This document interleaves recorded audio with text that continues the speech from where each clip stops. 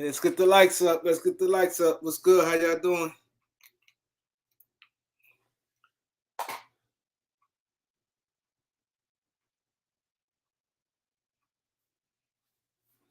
Let's get the likes up. Let's get the likes up.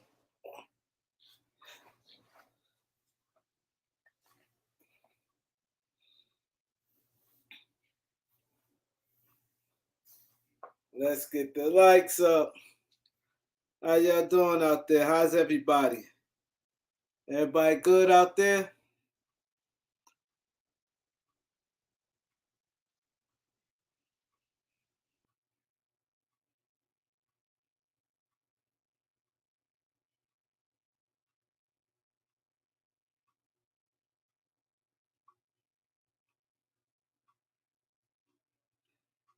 How y'all doing out there? Come check in with the kid. Drop by and say what up. Let me see who's in the building.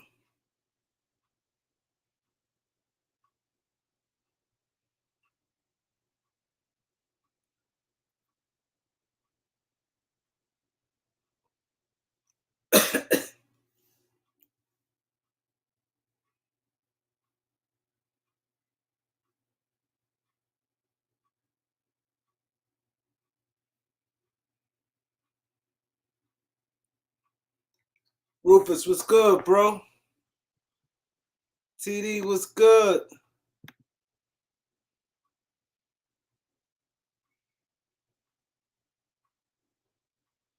Yeah, it might happen. It's still may happen.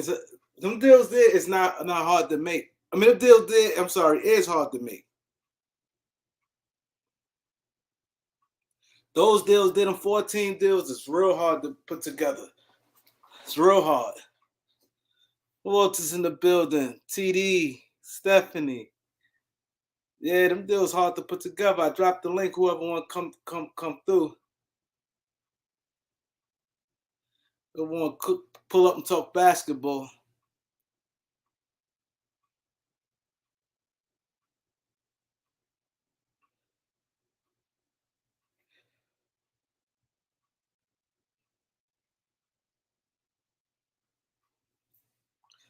Casper, what's good? KJ the Kid, what's good? Let's get the likes up. Let's talk about it. It's gonna be good tonight. Lakers Clippers. We gotta win this game here. We got to win this game here.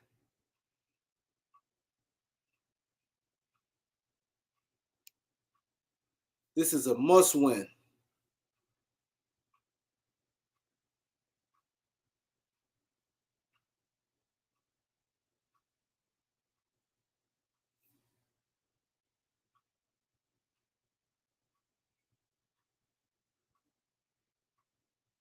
Oh, somebody said something about the children. Rufus, who you talking about? I don't see nobody saying nothing about the children. Oh, I see.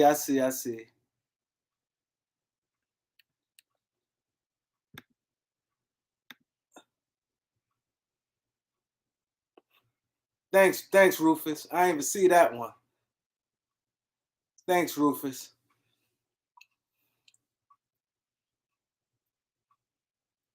Jonathan, what's up, bro?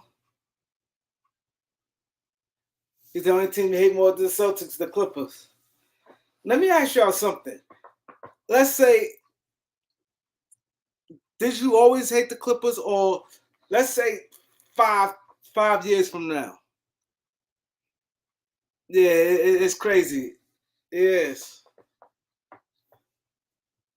Let's say 5, 10 years from now, 7, 8 years. Let's say when Kawhi, Paul George is out of there. Do you think you'll still hate the Clippers? See, my thing, I always liked the Clippers, to be honest. It started with the Kawhi thing. Because the year before they got Kawhi and they had Lou Will on them, I was liking it. Scrappy. I like the Clippers. When they had Chris Paul and Blake Griffin, I liked them. But when they got Kawhi, when they start all that talking, and they start trash talking, we run LA and all that, and Paul George, forget about it. I used to be a Paul George fan. but now I'm not. That turned me off. So from there, I ain't been rocking with the Clippers. Mel Grant said, yeah. Jonathan didn't like them when they got Kawhi. He said he didn't like the Clippers before that. But did you hate them? Let me ask you that. See, it's a difference. You probably didn't care for them. You're in LA. But let me ask you this. Did you like really, really dislike them like that? I didn't care for the Clippers like that. It was like, all right, that was cool.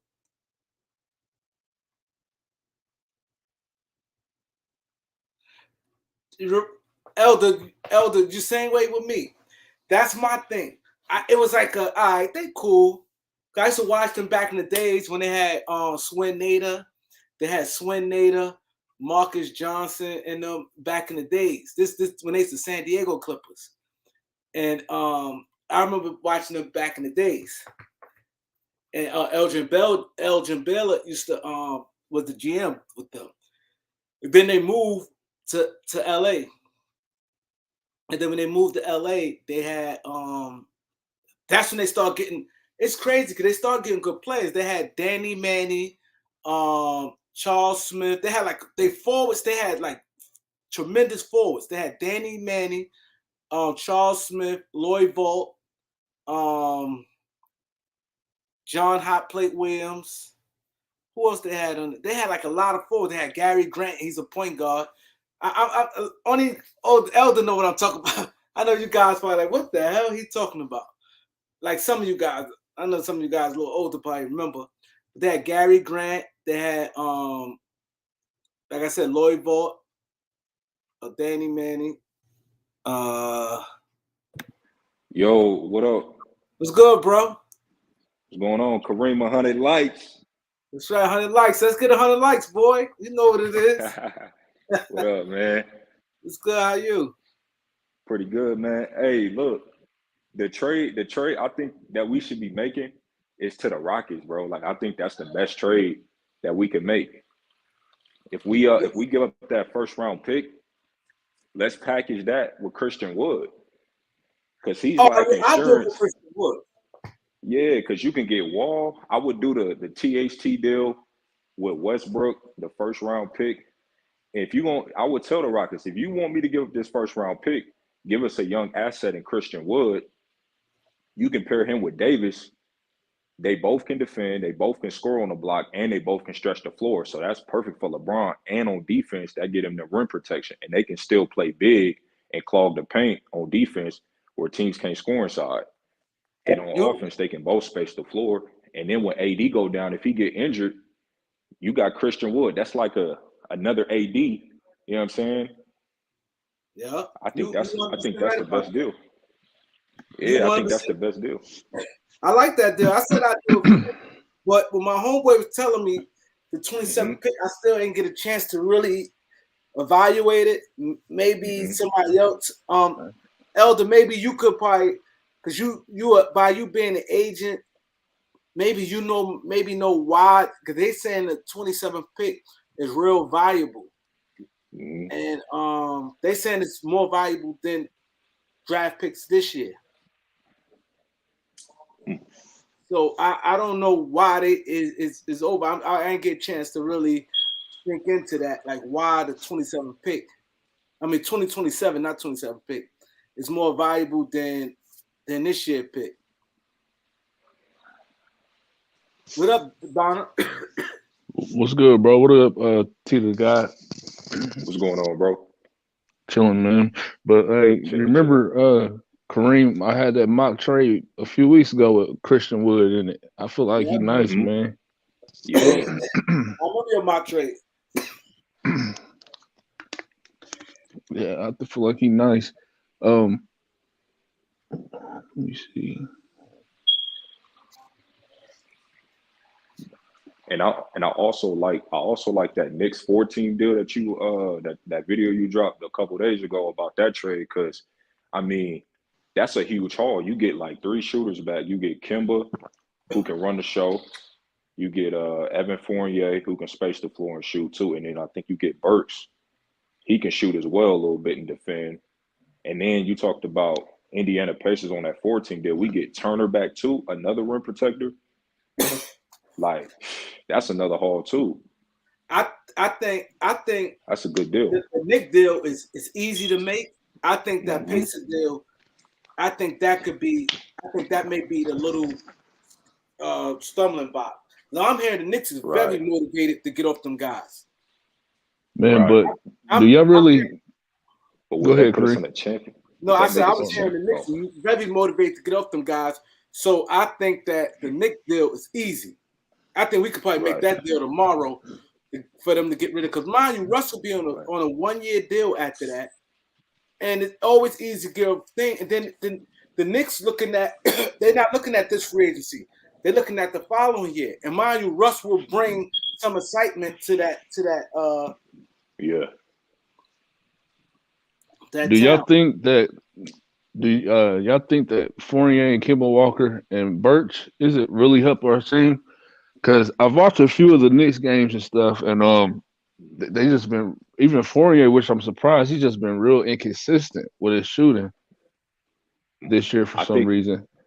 I think if we get those 3 dudes, we have to get Turner though. Like for me, if we just give up Russ for them 3, I don't think that's enough to give us a championship. But if we can get those 3 shooters, LeBron's gonna make them better automatically, get them better looks at the 3-point on the perimeter. But you add Turner to the mix, I think that's what will put us over the top if we do that deal. But I wouldn't send Russ out for those 3 and not get Turner back in the deal. That's because I didn't feel comfortable with them either. Enough. Yeah, I don't think that's enough. You get Turner, that's a championship team. And that's why I don't think the Lakers will want to do just that deal unless it's Turner, because the Lakers will want to. The Lakers have cap space 23, and 23 they can have cap because Russ will be off the books, Bron will be off a free agent, and only person we have on a free agency only person we have under contract is AD. You know, so the Lakers have big cap space, and that's going into it because I think Kemba be a free agent. But what's the name? Fournier wouldn't. Fournier, yeah, he on a 2-year deal now. He'll probably be there. No, I think he'll be a 24. His contract over 24. But honestly, Kareem, like I think the best trade though, like Jeremy Grant, it sounds like we can't get him because he want to be the second or first option. But the best trade is the Rockets, man. Like I think like that's the start. It sounds like that's just the starting point though. Like I know, like they know the Lakers ain't stupid enough to just give them a first-round pick for a player that's been hurt for years and years and years these last couple of years. So I think the first-round pick is kind of just them negotiating who do they want, Gordon or Wood. You know what I'm saying? Like I really think it sounds like the Rockets want that first pick to either give up Wood or Gordon in the deal. I think it sounds like they asking the Lakers what y'all want, Gordon or Wood. I honestly would take Wood. I don't think they ask the Lakers. I think the Lakers will jump on Wood. I think they try for Wall too. That Eric Gordon is tricky, man, and it's dangerous because he's injury prone. Yeah, he's injury exactly. But yeah, I think that Wall deal, man, because Wall can play defense. You know what I'm saying? Stretch the floor. Every time. Exactly. He can get to the rim. He's a better, to me, I think he's a better playmaker, and he takes care of the ball more than Russell Westbrook does. He's a way better decision maker. He can slow the pace down. He can turn up on a fast break, and he can slow the pace down in the half court. He ain't going to be sloppy with the ball. You know what I'm saying? And then you got Christian Wood, him and Davis. That'll be nice, man. That's a championship team right there. Nice. And he only 26 too, young. Yeah, that's what I said. Right. I said Lakers should be allergic to anything that's 30 or older than 30. Yeah, that's why I didn't like when I heard about the Millsap thing. I'm looking like, come on, y'all, we can't keep doing that. Yeah, Millsap would be the worst thing. That'd be real. Yeah. Now Serge Ibaka got bought out by the Clippers. Serge Ibaka. Get Serge. Makes more sense than him. Yeah, Serge. Yeah, get Serge because he. How has his injury been progressing? Who, Serge? Yes, I know he had the back. How's that doing now? I think he out of the rotation. I think on the Clippers. I think he healthy now, but I think they just not playing him no minutes. So if he get bought out, man, he signed with the Lakers. It's a wrap. What up, Malik? What up, RJ? Malik K, what's good? Marlon, what's good? Yeah, I would be very confident in getting a solid, Mhm. legitimate 4 or 5 player, player who could play either or, and Right. relatively young, man. I don't want, I'm tired of going after big names of stars from yesteryear. Like, nah, Right. man, we need to go some And, young players. and I got a question a couple of days ago. Harrison Barnes, that was another name that was brought up. Kareem, you think we could get Buddy Hield and Barnes?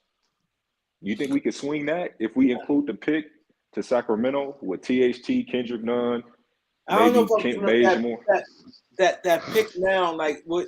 Because like I said, I have to look more into it. Because if you do that, I'd rather get a player like you said, Woods. But Right. Barnes and Hill, I can't, because I'm hearing that, and like they said, the trade. I seen what Elder just said. They probably looked at it because they may think Lakers may be trashed by 27. Because Braun will definitely be gone, and Yeah. AD. I don't think AD gonna age well. I You don't said think AD AD? gonna age well. I don't think he. You know, how, like some players, I don't think he's gonna be good when he's 33, 34. I think his Right. decline will come quick. I think he may have like 2 more good years, and then after that, he may start dipping. It's Right. sad, we saying that, and you say that not on, it's just a simple fact he's only 28. That's young still. Right. But judging off his injury history, man, I don't know.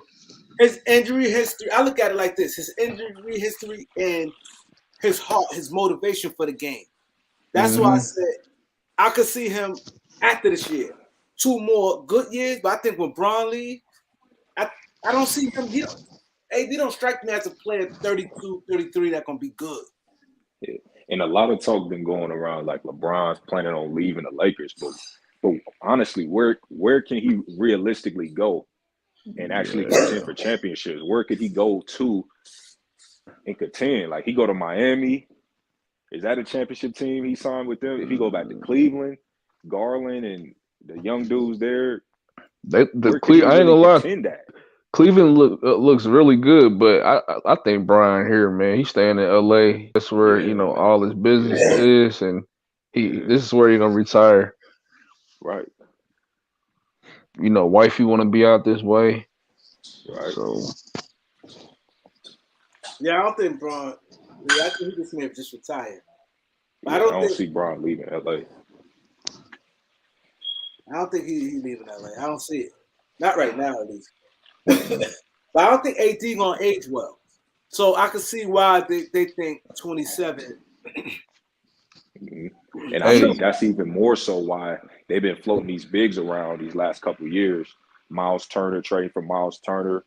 You know what I'm saying? What's another big man they was talking about? It was Miles Turner and even Sabonis on that team. Sabonis. It was another center they was talking about getting because he doesn't like playing a center. That's what I'm saying. I just got a sneaky suspicion, man. It's a little suspicion, man, that I really feel like they either gonna get Turner or they're gonna try to get Wood and get Wall with that pick. I don't know how they're gonna do it, but I think the Rockets, that's a good deal, man. You get Wall and Wood. I think that's the best deal they can make. Yeah, Wood. What did Elder say about that? Elder, what do you think about the Christian Wood and John Wall deal for the first round pick? Would you pull that deal off? You said you asked him what? Oh, I was asking Elder, would he do that deal? Huh? The Christian Wood and John Wall deal? Kareem, did I have to pay you to get up here on your panel, or was it free? Who? I don't know if this is Goat Michael who, but they said D Bonner, why you have to pay people to go up on the panel? I thought it was free to come up here. I didn't know. I've been having my panel for all this time, and I He said just that started trade weeks ago. Just started sending money. Yeah, so that's how a do good you trade. say that? Everybody knows it's free. I don't know why he say that.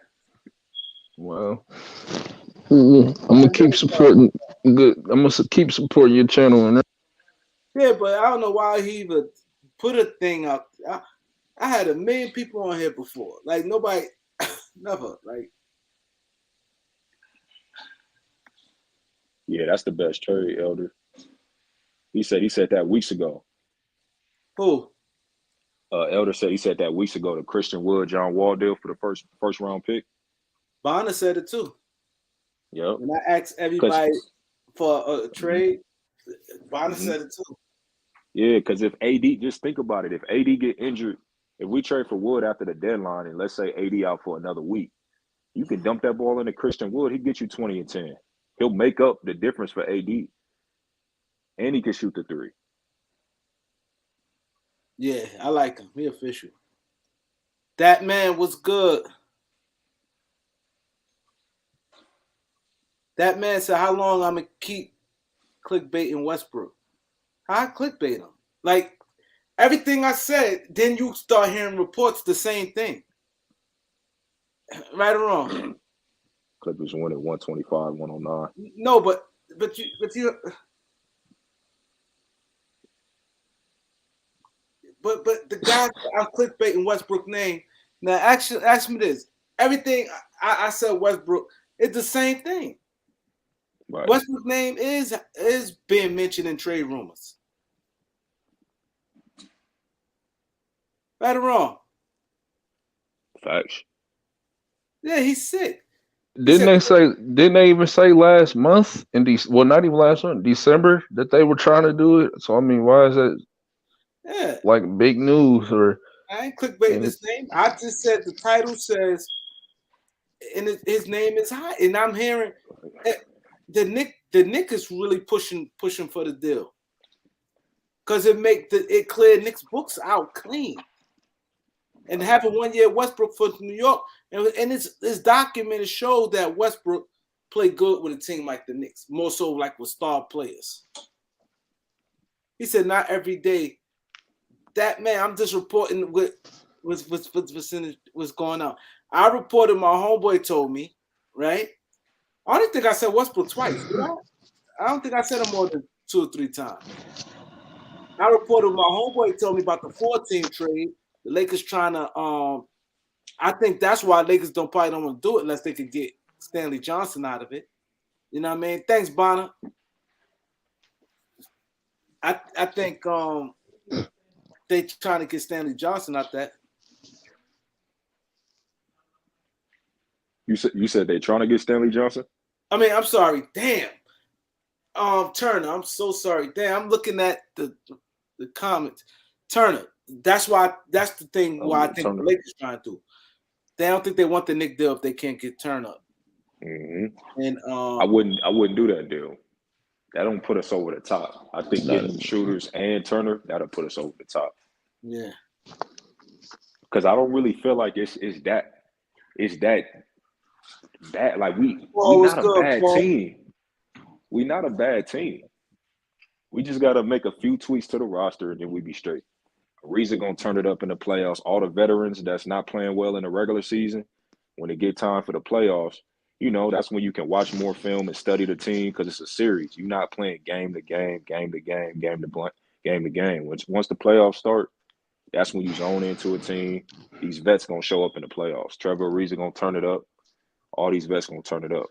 See, I honestly believe that about Melo, but Ariza, I don't know, man. He's he hasn't been looking the same. Everybody saying Ariza Walsh. He just came off the ankle injury, so he got to get a couple games in. I think he washed. I think he been kind of like struggling. Mel Grant, they'd never do no Valanciunas. They'd never do no Valanciunas and Josh Hart and Grant. Nah, they ain't done. Jay Black was good. They was even talking about bringing Ingram back to play with It LeBron might be Jay Boogie last week. My boy Jay Boogie. Facts. Stanley Johnson is an elite defender. Don't need him to score. Yep. This is. Hey, I've been saying that religiously. We don't need him to be an elite scorer. Just play defense, man, Yep. like Yep. you do. Y'all sleeping on the Reza though, man. I'm surprised by that, man. The playoffs ain't even started yet. I ain't really see none of it. See, if he was younger, I feel better. Like, oh, he's turning around. I don't see it.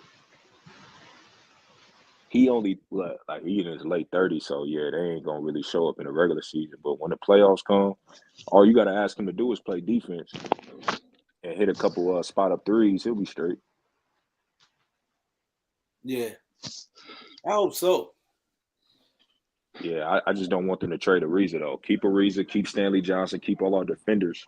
You know what I'm saying? Because we gonna need them when we go up against the Suns, when we go up against the Warriors, especially the Warriors. That's why I'm saying Wood and Wall, those are gonna be the dudes that's gonna be able to, like Wood, score in the paint. Wall, he every time he go up against Curry and Clay and all them, he take the challenge on defense. Russell Westbrook, he don't play defense. That's another reason he need to get up out of there. Yeah. What up, Eric? What's the topic? No, we just talking basketball. There's no Okay. no set topic. Okay. Hey, we need this win tonight, though. Definitely need this win tonight. Claus, really- what's good, Claus? How you? I mean, if you have to throw in the 2027 first round pick, that has to be lottery protected. Gotta be. Mm. Gotta be lottery protected. Mm-hmm. Do you think Anthony Davis gonna age well?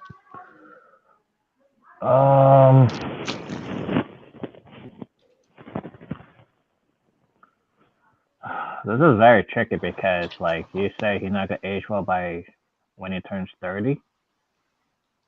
Huh? You're saying he's not gonna age well when he turns 30? No, I think he'd be good at 30. I mean, when I mean age well, you're not like some like you see how like Steph right. Told the Steph like 34, and you got like Westbrook right now like 33. I think when he get like those age like early 30s or like 33 and stuff like that, I think he ain't gonna be as good. I think he'll start slipping. I don't see him playing at a high level at that age. Yeah, I just think it depends on like what you surround him with. Like if you surround him with a Miles Turner or a solid center where he don't got to take that much punishment down low in the paint, then I think he'll be all right. I think he could still at least score. He may not still be an elite defender late in his 30s, but I think he'll still be able to get buckets. Hey, I mean, my fault. Go ahead, Eric. I mean, if he turns like age 32, that would be the scary part. Like if he doesn't age well when he turns 32, that would be the scary part. I don't see it because you have to. I'm factoring his injuries. Mm-hmm. I'm factoring he don't play that motivation. Mm-hmm. I could easily see. It said Thomas Bryant got hurt again. Yeah. What happened with Thomas Bryant? I mean, he's been. No, what injury Thomas Bryant got, Elder? Damn, he's gonna be a free agent this year too.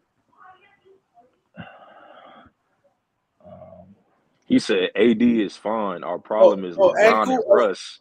What? Oh, like a sprain? Oh, I thought it was like I was hoping you didn't say no Achilles or no ACL. He said LeBron and Russ is the problem. No, Russ is the problem, dog. Yeah, he injured his ankle when he left the Bucks game. Yep. Oh, okay. I just hate when we see players get hurt, especially when players didn't really get their footwork wet. Mm-hmm. Okay. As long as there ain't no ACL or no.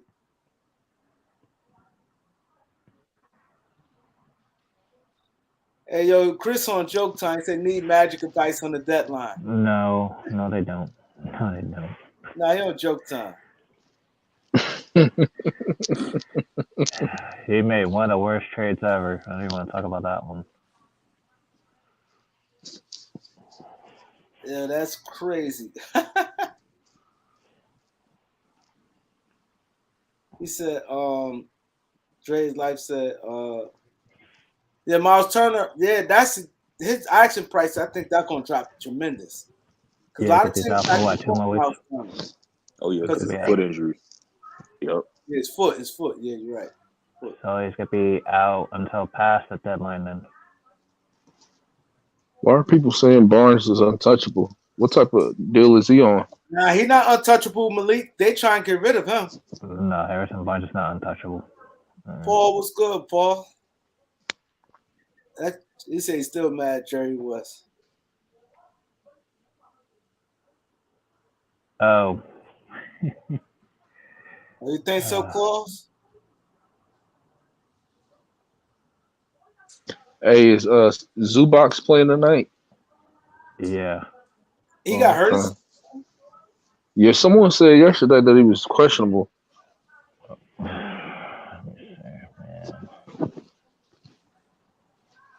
We bet not lose tonight. I'll be Man, sick.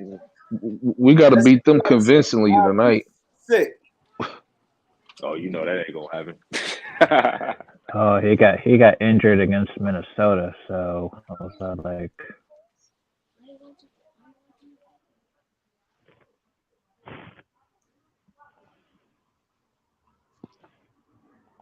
Yeah, that's crazy. no, Scotty Barnes is not tradable. Come on.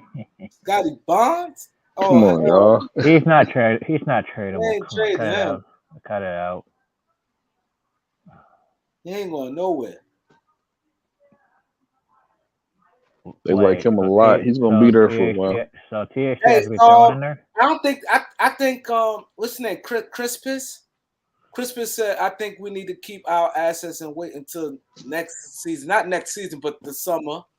It may be a better market for players. That's why I said I'm not. I know Elder don't want it. He don't want to see Russ Westbrook no more. But if it so happened, which I think Russ still going to be on the Lakers, I still said that. Even though I told y'all the story, but I still personally think that Westbrook's still going to be a Laker. But yeah, I think we could get a better deal. I think he's gone. I don't think he's gone. That trade, I'm just like I said, that's being talked about. If it happened, it's like wow. But I think that in the summer, I could see us having a lot on the table. Russ, the 22nd pick, and our second round picks. Mm-hmm. I just want us to make. Go ahead, brother. So you really think we're gonna hold on to Russ after the deadline? No, if a good deal don't come through, I don't know if the Lakers quite crazy about that Nick deal because they're getting contracts past the thing. They might. I don't know. I don't see LeBron wasting a year, especially he playing like this last 10 game averaging 30 in the MVP discussion if they had a better record. Like I don't see him wasting another season. I think Russ gone by the deadline. He gotta be gone. He gotta be gone. I don't think the Lakers is going to do a bad deal. Yeah, true. I think they're gonna find something though. Yeah, but I can't see this team being the same as it is currently. I think they should have just ran it back. Like I talk with my friend all the time. Like they should just run it back, brought Rondo back, brought Howard back, brought Danny Green back, and run it back. Because they still had a solid team. You even look at the following year team. I still think last year team, the championship team, has been the best team since these last couple years. That's still the best team. Still the best Laker team with JaVale McGee, Howard, Rondo, Danny Green. They probably would have repeated last year. You think so? Yeah, I think they would have repeated last year, especially how everything turned out with the Suns, and we was up 2-1 on the Suns with Schroeder, and he played terrible in the playoffs. Yeah, imagine having Rondo. And one bad move we already made this year is trading Rondo to the Cavs. We finna come off Westbrook, man. I really got a feeling we gonna come off Westbrook. We need to keep Rondo, bro. He one of the smartest basketball players in NBA history, one of the smartest point guards in the league. I don't know why in hell you get rid of Rondo. That's crazy. He wasn't very productive for us while he was here though. He kept being in and out. I think he had an injury issue, like Yeah, the but DNPs, like. yeah, but come playoff time, that's what I'm saying, man. That playoff, man, these vets wake up in the playoffs, man. Yeah, and all these They know how to draft picks. control that game. You know what I'm saying? And There's been honest, times that go ahead. nah, honestly, I didn't even really like Rondo when they brought him back because last year in the playoffs, I feel like he did a horrible job with the Clippers. So I don't know. I just feel like he probably passed his time. That's me personally, but yeah, whenever I saw the headlines that we brought him back, I wasn't feeling it at all. Yeah, Rondo, to me, man, he just know how to manage that game, man. You know what I'm saying? There's been times in a bubble where LeBron was walking it up, Rondo was pushing the pace, getting easy layups for players, backdoor cuts, he was passing that, you know what I'm saying? Getting easy baskets. Go back and look at that bubble and how Rondo affected that finals game. If they didn't have Rondo, they don't win that championship. That's a fact. Yeah, hey, for They sure, don't he win that played a major championship. role with our championship in 2020. Don't get me wrong, but I just think Mm-hmm. since then, excuse me, he's He asked to be digressed. traded. Oh, he asked to be traded. Yeah, because he was playing with Rondo, Elder. He was playing with Ron. I mean, he was playing with Westbrook, and I think he even spoke once he got traded to the Cavs that Westbrook was holding the team back. He wanted to play on a team where players cared about winning. I think He that's what he said said. I that. think those are his comments. Yeah, That would have made and huge we already know headlines if who he he's would have said talking that. about. And not Yeah, just we already know who he's talking about. He's talking about Russ playing for them and stats. not just that part, the part where they had to trade a draft pick with Danny Green's contract for a shooter. I didn't like that trade to begin with. Yeah, but I would have brought Danny Green back. I would have brought the Yeah, whole squad back, bro, and just yeah, would made have like kept maybe one would tweak have to the kept the team. draft pick for something else instead of shooter. To be honest. And they really messed it up this year. You're gonna get rid of Kuz and all these players, man, for Russ, who can't And the shoot. draft pick. I mean, that I was like, Dude Yeah, couldn't why even draft shoot, pick? bro. Dude couldn't even shoot, bro. I'm just Chosen like, one, what up, man, chosen one? Rondo saw a role where he can play more in Cleveland when Rubio got hurt. This was Facts. good. That's a You know, fact. a young player I've been checking out, man, and I like his game, and he's been improving every year. And I wish the Lakers could pick him up, but I know it probably won't happen. This is just wishful thinking. Disclaimer, but I like DeJounte Murray over in San Antonio. yeah, Oh man, He Yeah, got he He's snubbed. nice. He got D- yeah, snubbed. he good.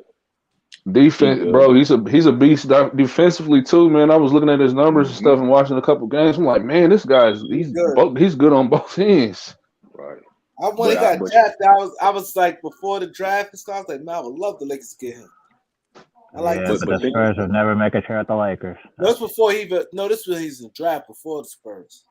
Yeah, but still, like NBA Chan was good, bro. the Spurs are never gonna make a trade at the Lakers at this point. Yeah. Elder said, oh yeah, like you were saying, like everybody was saying, really, NY got a deal on the table for Westbrook right now. Yeah, But I'm not pulling the trigger unless we can get a bona fide star or superstar, and because I think he a star, like maybe all-star caliber player. You're not getting a and premium Miles for Turner. Russ. You're not getting a premium for Russ. I can be honest. Well, I'm just You're not saying gonna get we no at least need all-star Turner. caliber player. You're not gonna get no all-star caliber player for Russ. you're not. At You're this getting point. all-star caliber. I agree.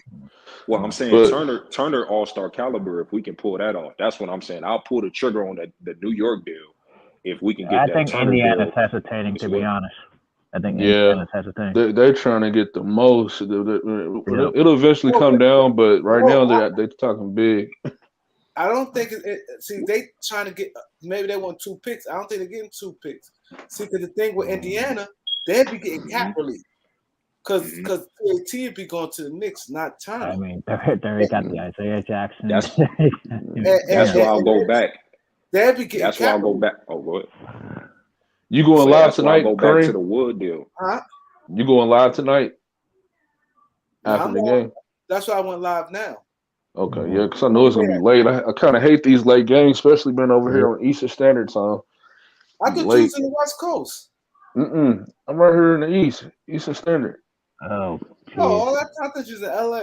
Nah, I'm the only one that's in LA. I'm Midwest. So I'm the only one that's in LA. All that time that you was LA. Where you at, T the God? Where you at? Oh, I'm in Cali. Yeah, Oh, see. wow. Yeah, I'm It out here in works for Cali. y'all. Like Mhm. Bonner said, that East Coast, that shit ain't no joke. Because Yeah, Man, yeah. East Coast, bruh. Midwest is crazy. I've Yep. been watching all the games this year. I think I only missed one. When I tell you, I've been these 2 or 3 o'clock beds, going to bed and having to get up for work. I'm like, man, I'm killing Yeah, myself. yeah, that's terrible. Yeah. Yep. Yeah, Mhm. so like you said, you go to bed, the game over at At One. 1. least one. Yeah. And then Yeah. by the Mhm. time you do a little straggling and you really shut your eyes be like 2 o'clock. No, Hmm. no. Paul Millsap's done. I don't want him. I don't want nothing to do with Paul Millsap. Yep. No, but all right, man. I'm about to hop on off here. Y'all have a good night. Yeah. All right, bro. Man. Yep. Yeah. So he said we're not gonna get a star caliber player back, but No. okay then if I agree too, but what's the asking price for Christian Wood then with the Wall deal then? They would. What's the asking price? What's the asking price for that then? What would y'all say is the I, asking price? I don't know if they see. I think Christian Wood, they want to trade him, but I think Miami already talking about they trade him for Duncan Robinson. Oh God, I wouldn't take that. If you wouldn't take it? If I'm Houston, I'm not taking that. Yeah, I won't. She still need it, but they probably look at the success they had when they was winning with Harden. They had that type of style. So with all the shooters, so they'd probably take Duncan Robinson. But I'm hearing Duncan Robinson for Houston. Yeah, it'd be dumb for Houston to take on that contract. But Yes, that's what Houston we're would talking be about. dumb. Correct. Houston would be dumb. Because it's like you're getting a Joe Harris type of player for And, a and, Christian and Wood. you're gonna have a lot of suitors because his contract's not that bad. I know, 18 million a Wood. year. Huh? I know Duncan Robinson's making 18 million. So Yeah.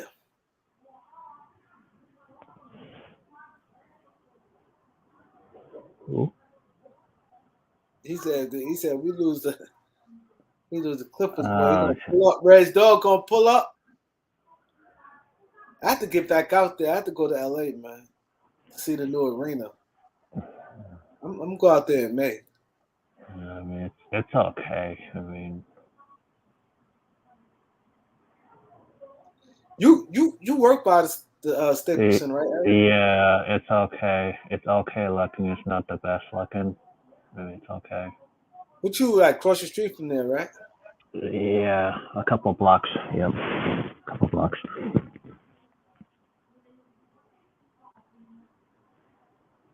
That's good money.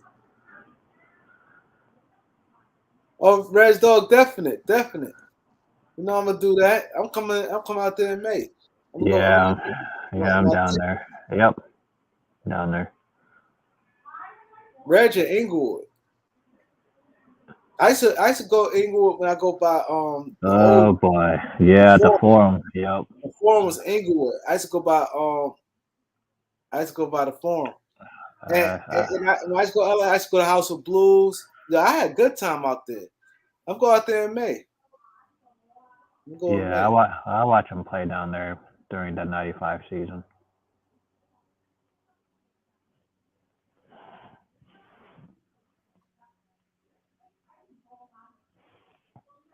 Yeah, I like that deal, Elder.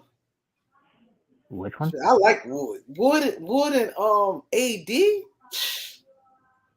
Whoa, I don't know about that first round pick. Is that lottery protected?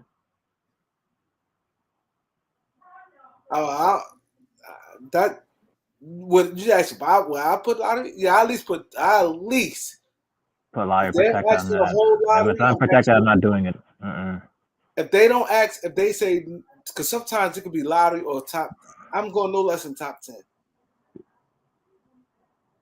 What do you mean you wouldn't protect the pick? Are you serious? You want to protect the pick, Elder? Are you serious? Nah, you want some protection on that. Nah, I'm protecting that. I'm not sure about Wall's injury history and everything top else. 10 protected. I'm at least top 10 protected. Wait, who? Nah, you can't say that, Elder. Whoa. You can't say that.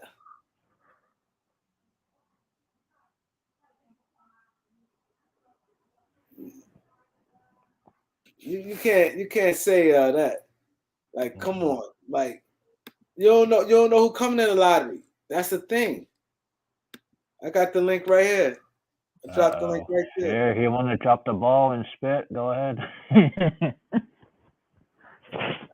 That's a lot. Like, like you just doing this for Christian Wood? I'm not doing no lot. I'm not doing no unprotected for Christian Wood. That's crazy. Nah, not that long away. No. If it's a year away, I unprotect it. If it's like a top 5 player in the NBA, sure, but I'm not doing that. Hey, salute, Hey, fellas. How y'all doing? Good. What up, Elder? Yeah, the thing is you got to get the deal done. And when you're looking at a young player on a nothing contract, he's what, 3 years, 45 million, so or 40 something million, 41, 42. So he's only making like 13, 14 million, y'all.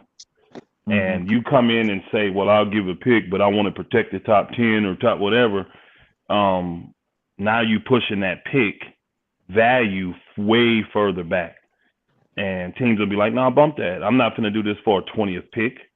What 20th pick are you going to get that's going to come close to Christian Woods? That's how they're going to look at it. You know, when they take a pick, they're not looking at it saying, okay, well, it has the potential to find a diamond in the rough. You know what I'm saying? No, they want that actual slot. What they want from that pick is we're really betting and hoping that you fall off by then and you in the lottery and we getting the lottery pick. Now they take that chance, but when you start to take away 10 of the lottery picks, they're like, oh, hell no. You see what I'm saying? So if I'm Houston, I don't do that deal. I don't give you Christian Woods for a top 10 protected pick. I don't, because his production and the price you're getting him at, and he's staying, like he can't just come and leave. You see what I'm saying? It's not like you getting him for a rental. He has to stay with you if you want him to. I'm not giving that up for a 13th, 14th, 22nd pick. I'm not doing that. And that's what you're saying when you tell them, I want a top 10 protected. You see what I'm saying? Didn't you say John Wall's in that deal? Yeah, but you don't give a flip about Wall. Wall and Russ they're swapping. You know what I'm saying? You swapping Russ for Wall. And the key to that deal to give up that first is to get Christian Wood. You know, to get Christian Wood. And to make the contracts work, that's why you got to give up THT, you know, and DJ, because DJ has a larger veteran contract. So when you take THT 10 and DJ's 12.6 or 2.6 and add it with a first and a second, now your money match.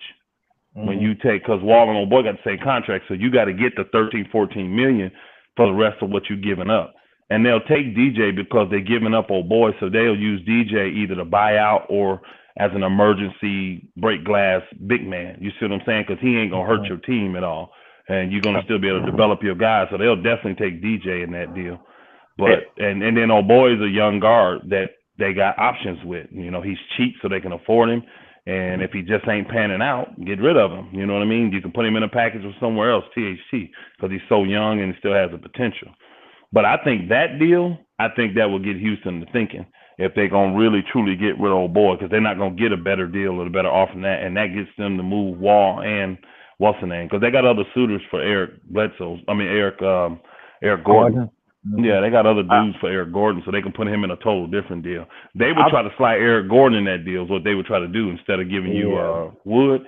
They'll try to get that first-round pick for Eric Gordon. I would tell them, well, conversation over. I would literally tell them the only way you get in this first-round pick is if you put Christian Wood in this deal. And we'll give you young talent, a first and a second for him.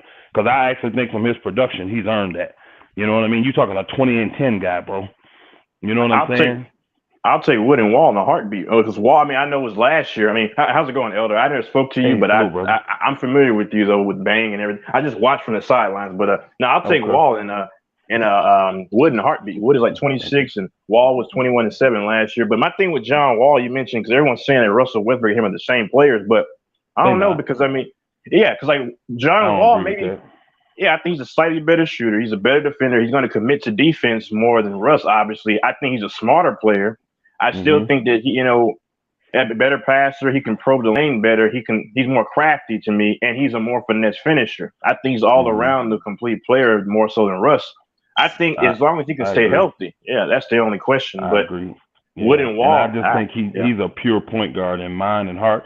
So from his experiences, he knows how to feed the post. So I know him and AD will work better. He will work better with LeBron, even if he becomes a minor spot up shooter sometime during the games. You see what I'm saying? I would rather him be catching and shooting than Russ catching and shooting. And he's not going to take as many dumb shots as Russ takes, and he's not going to turn it over as many times. Now, he may be 1 or 2 turnovers under Russ, but the difference with his turnovers is most of his turnovers won't be live ball turnovers. You know what I mean? He will have literally 1, maybe 2 bonehead plays a game, which every player has. You know what I'm saying? But with Russ, you're going to get a multiplicity of bonehead plays, bad shots, bad missed layups. When I watch Russ, it's really, really hard because I see so many ways where he kills momentum and all that. And John Wall understands all of that stuff being a pure point guard. He really does understand all that. So he would help. And everybody's worried about his injury. John Wall really been healthy the last 2 years, y'all. He really didn't have no major stuff last year. They just decided to set him to let them young guys play. After he had a little heel or whatever it was after 40 games, they just decided to set him because they wanted them young guys to play, man. And the season was done anyway. Yeah, and it was over. You know, a veteran like that, he ain't getting nothing out there, getting double and triple teamed and all that. So you put him on the Lakers. See, that's why a lot of teams don't want that to happen. They know how much better the Lakers get if they got John Wall instead of Russell Westbrook. Yeah, if you know basketball, you know Wall's the most optimal. And I've said it in November, way back in November. I mean, I was on, Mike's thing. I commented in Bang's channel. Even here, I said it back in November. John Wall is a guy that I want over anybody. If you can't get Kyrie, that was obviously not possible. So, but Wood would be the steal, though, as well. Christian Wood, if you can, finesse to get him. They said they wanted to get rid of him, but I'm not hearing really only team I'm really hearing is trying to go hard at him is Miami.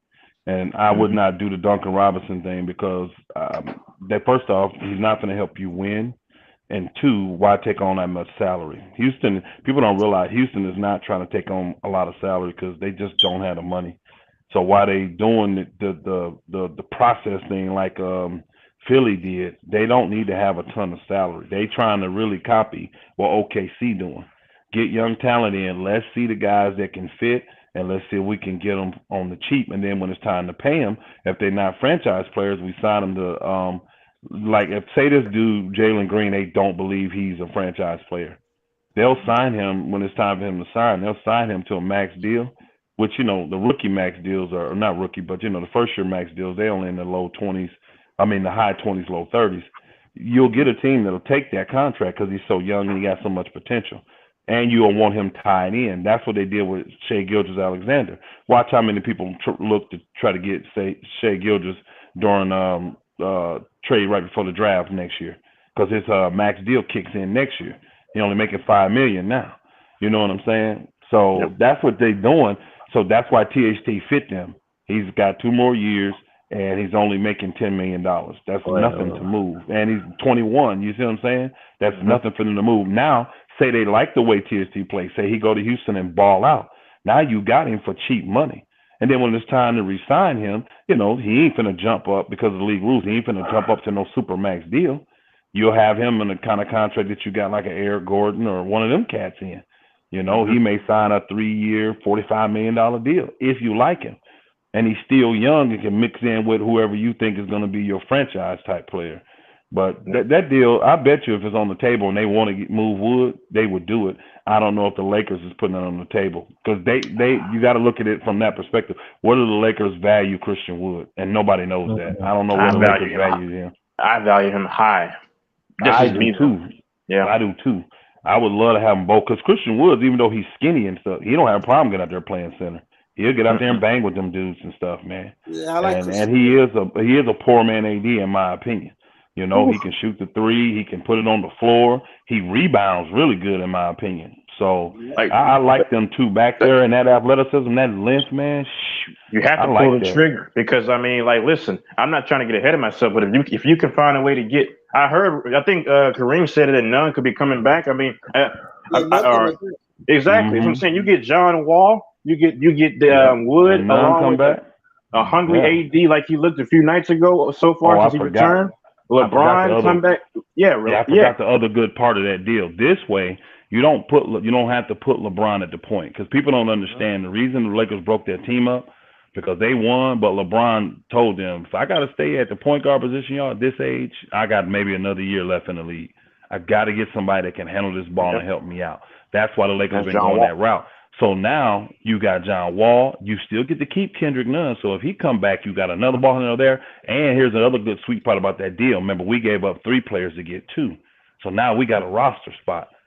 So we can take that roster spot and add Darren Collison. So now we got 2. We got a young guy back and a veteran as our stick. So we got 3 quality point guards. So if Wall go down, we ain't hurting if Nunn is healthy. And even if Nunn ain't healthy, we still got Collison as a, you know what I mean, as a stopgate to where LeBron don't have to dribble that ball as much.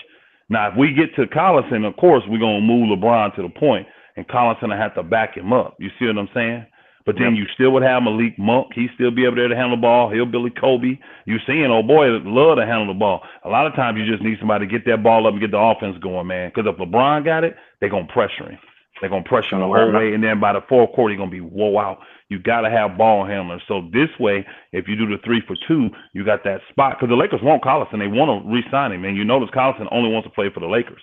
So he's just sitting at home waiting on the Lakers to clear up a roster spot so he can get on the team and be on the playoff squad. And then we'll have it. And that's how you start to get your roster balanced, by doing that. Because getting Wood, that's that power forward /center that we didn't have to help with the rebounding. And mind you, you still got Dwight. You ain't got to give up Dwight. Give up DJ, but not Dwight.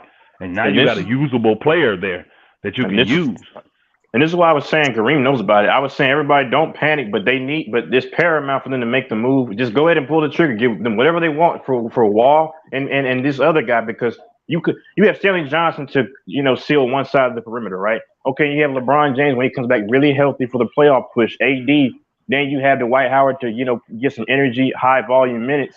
I mean, this team could be a championship team. I mean, maybe I'm crazy, but and then Melo can hit timely shots. Now, one thing he can still do when you need him to, he can get a bucket, and that's one thing that I mean, I'm not scared, but they have to pull the trigger and get somebody like Wall and Wood. Because if you do that, I forgot, y'all. We still would have AB on that team too. I forgot. Yeah. The main thing I like about John Wall is that he wouldn't mind coming off the bench, unlike Russ. You feel me? Even if you could put LeBron can start at point guard just to get Wall situated, and he wouldn't have no problem with that. Russ ain't gonna do that. Yeah, Wall would be more able to. I get what you're saying, Red Dog. He would be more cooperative. He'll do whatever's necessary to get in. Now, Wall, I'm gonna tell you now, Wall ain't trying to come off no bench. He really ain't. Now, if they felt like, look, we got to get you slowly acclimated because we're looking at your condition and it ain't where we think it is, he'll be with that. But once he gets to the flow, he gonna want to get out there and play. Because remember, Houston tried to have him come back and play this year, and they told me, we want you to come off the bench. He's like, hell no, I'm not coming off no bench. And I don't blame him. His IQ is higher than Russ's, man. You can't go wrong with that. Much higher, I think. He's all around a better player in every facet of the game. Shooting, what the Lakers are trying to do right now, though, y'all, people was talking that mess saying that the Lakers got no options, all that. The Lakers knew the whole time. We got options. What they're trying to do now is get multiple players for that $44 million. They're trying to see if they can get a quality, if they can get a point guard, if they can get a guy that can be considered a wing, if they can get a big man. They can do that for us. Now you fill in your roster the way you need it to be filled in. Because they got moves to move Ellington, Bass, Moore, DJ. They got them moves. Yeah, I know you did, Kareem. They got them moves already set up to move those guys if they can land a deal like that. The problem is the one deal that's on the table now, they don't really want it. They don't want that Knicks deal because the Knicks really want to put Julius Randle in the deal.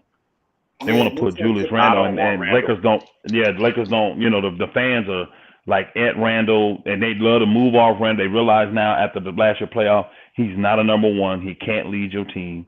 Don't even know if he's really a true number two. He really got exposed in that playoff last year, y'all. And now he beefing. Now he beefing with the New York fans. You never win that situation, bro. So they looking for a way to dump Randle. So they trying to put Randle in the deal, and the Lakers are like, he's just really not feeling Randle. He's just the bull in the China shop. He really has no game. He's from Texas. I actually saw him play. He went to where he go to? Somewhere in Dallas. I went to see him play because he was a big prospect coming out of high school. From the Dallas area, but I mean, he doesn't have any game to himself, and like you said, he got exposed in the playoffs. He's developed. I think he's gotten better. He's just not a lead dog, y'all. He's not, because Brandon, when you think about it, he can handle that rock. He can shoot the mid range. He can shoot the three. He's rough. You see what I'm saying? He rebounds well. I'm not bashing the brother's game. I just know with the contract he got, that's not what the Lakers thinking to do, because they want cap space. Not this year, but next year as well, because that's the year Giannis talking about he may do something. So that's what the Lakers talking about, making sure they got cap space. So they're not trying to have all these big contracts on the book. LeBron already fallen off. You've been there, got rid of Russ, Wall, whatever contract that is. So you're going to have AD and maybe one other person. You see what I'm saying? On like a 18 or lower deal. So like Wood, that's the guy you take the chance on, because he's only going to be making 14, maybe 15 million by that time. And that'll be the last year of his deal. So you're talking having AD and Wood, and then the rest of that cap space to sign whoever. So the Lakers, they not going to take no dumb deal, but I really think they know in their back pocket they got Houston, and they'll be able to, at worst case scenario, they'll be able to call Houston and say, look, we ain't give you no first. You know, if you still claiming for the first, just we can stop talking, but we'll give you a second. Let's get this thing done right now. And Houston will be stupid as crap not to do that deal. Right now, stupid. Yeah. They Kareem, me and you agree. They really should just do the deal, period, because they benefit by getting the guy that's going to take the buyout. They saving money by taking Russ, because Wall ain't taking no buyout. Yeah. So, but if we sweeten it with a late second round pick, you know, a mid to late second round pick, I'm not tripping. Now we give up a high second round pick, I'm hot. I'm not with that.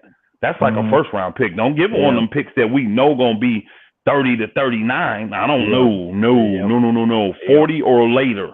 You can get one of them second round picks. 40. Because you really don't. 40 is even high too. Yeah, them people 40 getting guaranteed money. You know, a lot of folks don't know that them second round picks that high, they get guaranteed money. They like a first round pick almost. Yeah. Just a little cheaper for the team.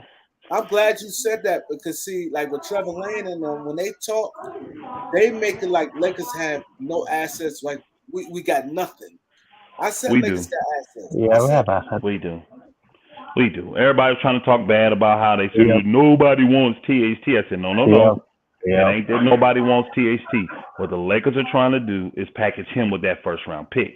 And the type of player that they was going to get for that first round pick, some teams don't want to come off that for THT in that first round pick. They trying to upgrade. You see what I'm saying? They trying to get talent at a cheaper price. They really want a guy like 18 million or less, because that's the deal that they got with THT, Nunn, and the first round pick. They only got about $18 million right there. So anybody making over 18, that makes it rough, because now you got to throw in a couple of these minimums, and most teams ain't gonna be able to do a 3-for-1 or a 4-for-1 deal, and not for $20 million, not for $20 million. You see what I'm saying? So that's what makes that tough for TST to get moved. But if you just put THT on the market, the problem is what kind of player you getting back for $10 million has got more potential than THT? You tell me. That's why Indiana won't do it. Yeah, who's out there? You don't have a player that's making that kind of money. That's better. You may have a guy that you may grade a little higher right now than THT, but he ain't significantly better, and he's probably old. You see what I'm saying? He's an old guy. So you're like, man, I'm going to give up a 21-year-old for a 32-year-old that just is barely. No, I ain't finna do that. That's my future. Nope, it ain't worth it. So that's why it's tough to get rid of a THT, and that's why they're trying to package that deal. So I was glad when I heard you say what you said today, Brother Kareem, about that everybody's seeing the value of this 2027, because it is totally unprotected. That's why it has so much value. Teams will take that chance. Think about it. You got let's just use Wood. Remember the little issues they had and all that? Say you got a disgruntled guy that you don't see being a part of your future. He's a great talent, but you don't see him being part of your future. Why not get back a young talent like THT and that first round pick and take that chance? Because you ain't losing nothing now, and I don't have to spend the money. I'd rather spend $9 or $10 million on THT that's young and has a potential maybe stand than spend $15 million on a guy I know not finna stay. You see what I'm saying? And that's why Houston, I know, would do that deal, man. I know they would do that, but that they don't. You can't put no protections on it, because they'll be like, oh hell no. Because here's what happens: you put the protections, and then what happens when that pick comes in? See, the way the league rules work, I think you only get 2 shots at it. If I'm not mistaken, Kareem, if you don't get it this year, you got another year to try it. And if it don't work, then now you got to get 2 first. Now you got to get 2 second round picks for it. No. And, if it's lottery protected, it goes to 2 second rounders. See, and who wants that? You see what I'm saying? I'm not doing that. I'm not giving up Christian Woods for the potential of 2 second round picks where I have no idea what they're going to be. Because again, man, I'm not doing that. I'm not doing that. I'm not doing that at all, bro. Yeah, it goes to second. Yeah, switches. Yep, they go to 2 second rounds, and I'm not doing that. I'm not doing that. Nope, I'm not doing that. Not for Christian Woods. Hell no. Not at 20. I mean, it's 20-10. We're talking about 20-10, y'all, in the Western Conference. If he went on a shitty team, he'd be damn near all-star.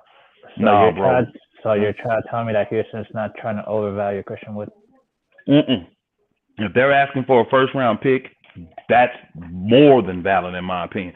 Y'all keep forgetting 20-10. This boy is pretty much averaging 20-10 on a shitty team. Imagine what he do around. Yeah, that's talent. Crazy. Imagine what he do around some talent. Man, and he go hard. Christian Wood go hard, y'all.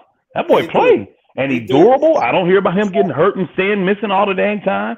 So, no. And he's young, too. What, he's 25, 26? 26, yeah. They're just 2 moves away. I mean, I'm probably getting ahead of myself, but like I was going to say, if they can get a Wall and this guy, and you combine with everything you already have amalgamated, I think they win the finals. That's just me, though. I mean, because they know about that. That's me. I'll explain to you why I think so. Because you have everything else sealed up. Now, I understand, okay, your shooting is not like phenomenal, but you have, I said it before, I said you need another big alongside a hungry AD, and you need a guy that can handle the rock to alleviate the pressure from LeBron to extend his career and his longevity.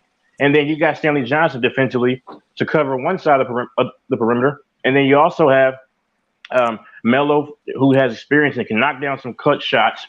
Then you also have a guy like Reeves, I think is valuable. You have none. That you have many ball handlers, and then like you said, you pick up Collison, you fill out all your empty gaps. I think. Now you're not a great shooting team, coach. I don't think it's no room for Collison nowhere, yo. Oh, it's room for Collison. If they do that 3-for-2 deal, they got room for Collison if they need it. Now, if none come back and with AB, they may not feel like they need to pick up Collison. You see what I'm saying? Yeah, that's what I was thinking. If none come back. Yeah, if you got John Wall, a healthy Nunn, and AB, you may not feel the need to pick up Collison. Now, with Malik Monk. With Malik, yeah, he's a 2, but we can use him in emergencies. You still have Monk. But then what the Lakers do is get balanced, like Kareem was talking about earlier. You go to OKC, you give them Bazemore and a second-round pick, and they'll give you Kendrick Williams.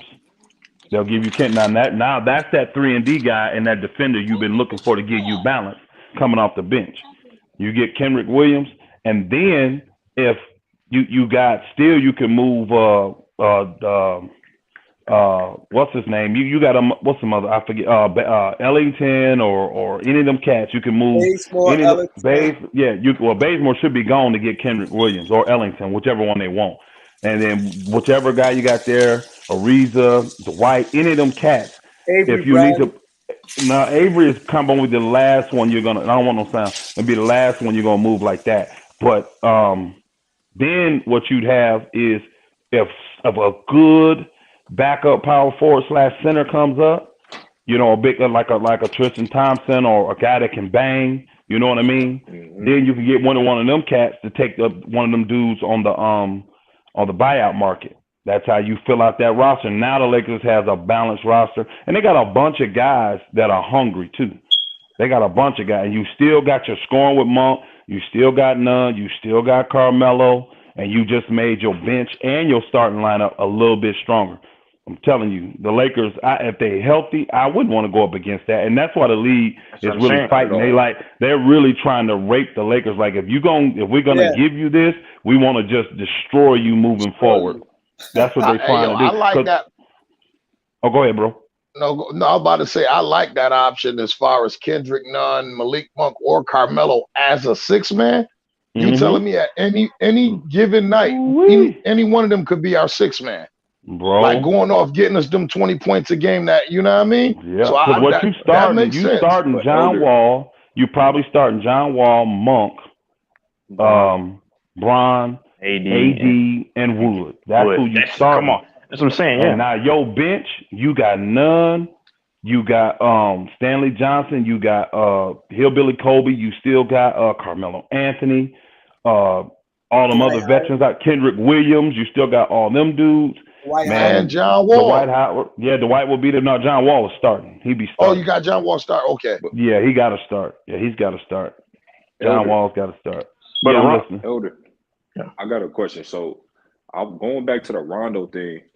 Like, don't y'all think like keeping Rondo? He knows how to organize, because I think the problem is the organization off the bench. You got Melo. He's not being utilized properly. He's not in the post. They not giving him the touches. Russell Westbrook is taking over the offense and just playing. I forgot all about Avery Bradley. That's your balancer, and you would have Kendrick Nunn.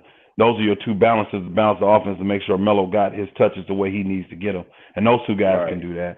What else did I forget about? It was something else you just brought up. Oh, you got to honor Rondo, bro. When a veteran comes to you and says, look, I got an opportunity. Would y'all consider trading me so I can play? You got to say yes. You can't say no to that. You can't be selfish and say no. Because Rondo was like our fourth. No, he saw a clear opportunity where he could go help a team and be viable, like not playing. Because remember, he came to Lakers. He knew I'm the 4-point guard. I'm gonna be playing. Not every night, and he accepted that then. But then he realized this is an opportunity for me to play. I can get up there and play every day. And you got to honor that. And when he says that, you got to do it, because he's been good to you. He helped you win a chip. That's just what you do as a team, even if it costs you money like it did, because it cost the Lakers $1 million to do that deal. They literally had to pay New York $1 million to take on that dude's salary. The other guy that came back in it. Yeah. So. But it's crazy. See, what Elder basically saying, for people who not really understanding, because they probably like how he know he's getting traded. See, by Elder being an agent, it starts with the agent. Cleveland, Cleveland probably went to the agent like, "Yo, you could get Rondo," and it starts like that. So I know they probably confused, like, what do you mean by he asked to get traded? Because as soon as Rubio got hurt, what you think Cleveland doing? They fishing around like, who can we use as a backup? We need a point guard. Right. And his agent like, I can get my guy from the Lakers. Yeah. But don't y'all think about like what up, Daz? The bench play like Melo, like how is he being utilized? Because I think we got a good nucleus, what you outlined out with getting Wood and stuff. But it's like if we don't know how to properly use Melo, I don't think that's an issue, bro. I don't think that's an issue. The issue is Russ.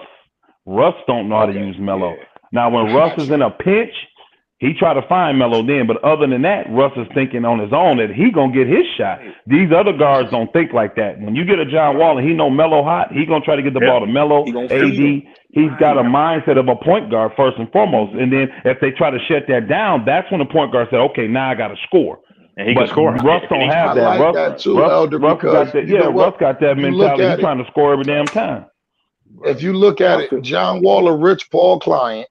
You feel me? And it's like he trying to prove something. So he gonna accept any situation that's allowing him to play. And if I could play for a contending team and play viable minutes, even if, like you said, if it's just coming off the bench just to get in shape or to try to find chemistry. But come playoff time, I think John Wall gonna be able to go. If you think about it, Anthony Davis gonna be like, "Go get my Kentucky bro." So I thought that was the only thing holding the deal up. No, the Lakers is not. It's not worth that first round pick though. If you got to give up that first round pick just to get John Wall, that's not worth it because you get police. You get police in that. Because let's be real, what's the name is still, even though you're not playing the guys, you're still getting a better player in Russ. Technically, now we know John Wall fits the Lakers way better, but technically, Houston's getting the better player. So why are we giving up? We had Christian Woods coming too, Elder. Oh, absolutely. Then, Christian Wood becomes the best player in that deal. Then, now, actually, they still would because they're gonna rate that. They still rate that. They still would rate Russell Westbrook as being the best player in that trade. Believe it or not, y'all. They probably still would. But Christian Wood is a young talent. So that's why you can justify giving up a draft pick for that young talent, young productive talent. Young, productive, and cheap. Let me get it all right. He's young, he's productive, and he's cheap. So everybody, and then the funny part about it, Elder, everybody keeps saying his contract is untradeable.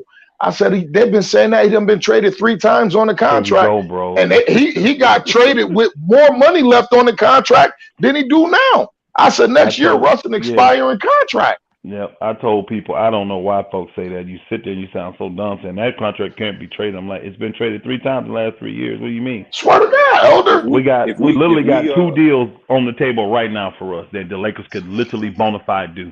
Now they don't like either deal, but they have 2 deals on the table. If they want to get rid of Russ against that the bad. Warriors, how will we match up against the Warriors and the Suns in the playoffs? Bro, the Warriors would hate to see us if we got that very well. We got Christian Woods and AD. Them fools would hate to see us, bro. Because again, we got the pieces now. We do that to match up with them on the perimeter to run them off that 3, and we're gonna destroy them on the inside. That's the Warriors' problem. Y'all don't understand. They little, bro. They little. And if you run them, that I'm concerned about, and you run them off the 3, they're gonna be fine. Who? Right. And the only thing that I'm concerned about, though, matching up with the Warriors, they do so well at playing that team basketball. They know how to utilize every single player on that court. And their defense is great, right? Because they can switch and all that. I think their defense is good. I wouldn't call it great. Could we utilize our players good enough in a 7-game series against the Warriors? What makes us, bro? We would beat the Warriors in 5, bro. If we healthy, we beat the Warriors in 5. Yes. Do you know why? Look at the way we got it. We can switch every single thing, and all the Warriors is gonna do is hit the roll man, right? That's what they do. If you switch, they're gonna take it off the 3, hit the roll man. Look who we got inside cleaning that shit up. And then also you got 2 guys that come in there and clean up. I ain't worried about the Warriors at all. Oh, go ahead. Go ahead. Do you have us hungry keeping AD too? Do you have us? Do I have a what? If we make I said, do you have us keeping Trevor Ariza if we make the Wood? Well, he would probably bump back to like the 14th, 15th man, unless we need to move him to make a roster spot for somebody else, which I would consider doing that because Ariza, from what he's shown me so far, he cannot move anymore, man. He can't move, bro, and he can't guard those 3s. Like we can't depend on Ariza even for 5 minutes to come in and guard, like say Kawhi and them come back, or Paul George, or all these teams that got good wings. We can't depend on Ariza to be that dude. We just can't, bro. That's why we got to get. That's why we got to. No, that's why. But he's had plenty of time coming back. That's why we got to get Kenrick Williams. We need him, Hillbilly Kobe, LeBron, Stanley Johnson. We need them cats to guard these quality wings. We really do. He can't do it. He's shown me this because he may do good that first rotation, but that second, third, fourth rotation, bro, But matchup suspect. 5 though? Matchup 5? You said 5 what? I say 6. Games? Yes, bro. I literally believe, bro, I'm telling you, that's their biggest weakness is size. Is in the big, the paint. I mean, they're going to feast. The big man, the towers are going to feast on. They have 0 to guard AD, and then you add Christian Wood to that. Oh, we're gonna feast, bro. We'll have 80. We'll have 70, 80 paint points, bro. Elder, this is what I'm saying though. You know how LeBron plays though. He likes to take those bigs and have them outside taking jump shots. If he plays the right style where he's ground and pound, throwing the ball in a post, and they run into the boards, putting the ball up, playing through the post in and out. He'll do that style, too. If they play that ground and pound style, then I can see them beating the Warriors at 5. But LeBron like to play on the perimeter, do the what did you hold on, bro? What did you see the Lakers do when they got to the championship? Did they not when they got in the bubble, did they not ground and pound, bro? Everybody. Ground and pound. Yeah. That's what they're gonna do, bro. And you got to think about it. You can because the LeBron AD pick and roll is deadly. Now imagine he got another guy just as good, young, springy. He can literally have both them boogers come up and pick which way he want to go every time. And one can stay and either one can stay at the top and pop, and either one can roll to the basket. Bro, teams know that. I promise you this: if that deal goes down, watch how the league go crazy. They're gonna be mad. GM's gonna be not the league, but GMs are gonna be really mad. They're gonna be pissed at Houston. They're gonna be mad, bro. They're gonna be mad as hell. I'm telling you, they're gonna be trying to do anything they can to stop that trade from going down. But let me add one thing though to this, because it's probably the least of it. But John Wall, as you mentioned, he's revitalized, wanting to prove something on a winning caliber team. So I think he'll take the challenge and then try to harass Stephen Curry, knowing that he won't have to be the lead dog offensively, and you can throw a wall at him. I mean, I'm just saying because he has a mentality to defend. But we won't put Wall on Curry, bro. Nah. But the biggest, we won't even do that. We won't do that to him. We won't put it. See, that's the thing you don't do. Don't get him into no pissing match because John Wall is not the smartest guy in that shit. I saw that nigga get mad with Lonzo. Lonzo light his ass up one year. That's not what you do. But the paint is where the Lakers will beat them, though. Right. I agree. The paint and LeBron. The paint. Yep. Yeah. We're going to rebound them boogers. And then you keep AB, you keep Stanley Johnson, you keep them dudes on what's the name? You could literally move John Wall over to Clay or Wiggins. He literally, because he's 6'4", 6'5", athletic. He could guard Wiggins. You know what I mean? But I don't put him on Curry. No, he don't. Only time he get Curry is on the switches. That's it. That's the only time he get Curry, bro. Best deal. And that's the best deal for the Lakers is the Houston deal. Getting Wood and Wall. Well, I don't know if that deal's on the table, and I've never heard nothing come up by it. I don't know why the Lakers wouldn't do that. But they may not value Wood, bro. And again, with each trade, y'all, the player and both teams have to, it's got to work for everybody. And Woods may be the type saying, I don't want to go to L.A., so we ain't got nothing. I don't know. You know what I'm saying? Because I've heard no rumblings from it at all, with Woods being. I even think that's a better deal than Grant. I think Wood is a better value to us than Grant. Because Grant's not the greatest shooter. Grant can shoot. He can shoot. He having a rough year this year because of the injury, but he can shoot. He can shoot. Grant can shoot. He's adequate. Grant. Deal though? Would you rather have Grant over Wood? I tell you this: the reason I'd rather have Woods is because he's so much cheaper. Grant is if he go down, that too. Out. Yeah, Grant is a lot more money, but we need a quality wing with LeBron, y'all. He just can't do it on defense no more. We need a good. That's why I said we'd have to trade for Kenrich Williams because he don't have to score because LeBron does that. But we need a quality defender, and Kenrich Williams. Hey, Elder, can I go back to something you were saying too? You can. And I'm looking for contracts like you said, that's going to be off the books. Once LeBron come off the books, we still got AD for another year. We got to try to pair him with something. A few more years. You got AD for was it 2 more years? Is it 2 more years after? Because he signed a 5. Yeah, he signed 5. Yeah, he signed a 5-year deal. Yeah, so we still got him. I figure at the very least, he the trade chip for us to start rebuilding. You get what I'm saying? Who's the trade chip to start rebuilding? I said, if everything looking shaky by the time LeBron retire with AD with 2 years on his deal left and is still in his prime, I think that'll be the best chip we got to get something fired. If nothing come play with him. You talking about AD? Yeah. Brother. No, brother. You thinking totally wrong. Y'all don't get how the NBA works, man. I can tell a lot of y'all. You don't trade a superstar in the NBA. Think about it, bro. All these superstars, it's either a really bad, disgruntled situation like Kawhi had in San Antonio or what Ben Simmons got going on now, or the player literally asked to leave. Right. You see what I'm saying? You don't trade superstar. AD ain't going nowhere, y'all, unless AD decides he wants to leave. If he say I want to go home to Chicago, then you have to entertain it. Other than that, there's never a conversation about trading AD. That's what I'm thinking. I'm thinking along those lines because he came there for LeBron, and if LeBron decided to call it wraps, he might just came there for more than just LeBron because that's why he signed a contract longer than LeBron. You said no. I want you to understand. If he just came for LeBron, he would have matched his contract extension up when his is over when LeBron is done. Right. But he signed past that, so he ain't. But you want to know why I think he did that? You want to know why I think he did that, Elder?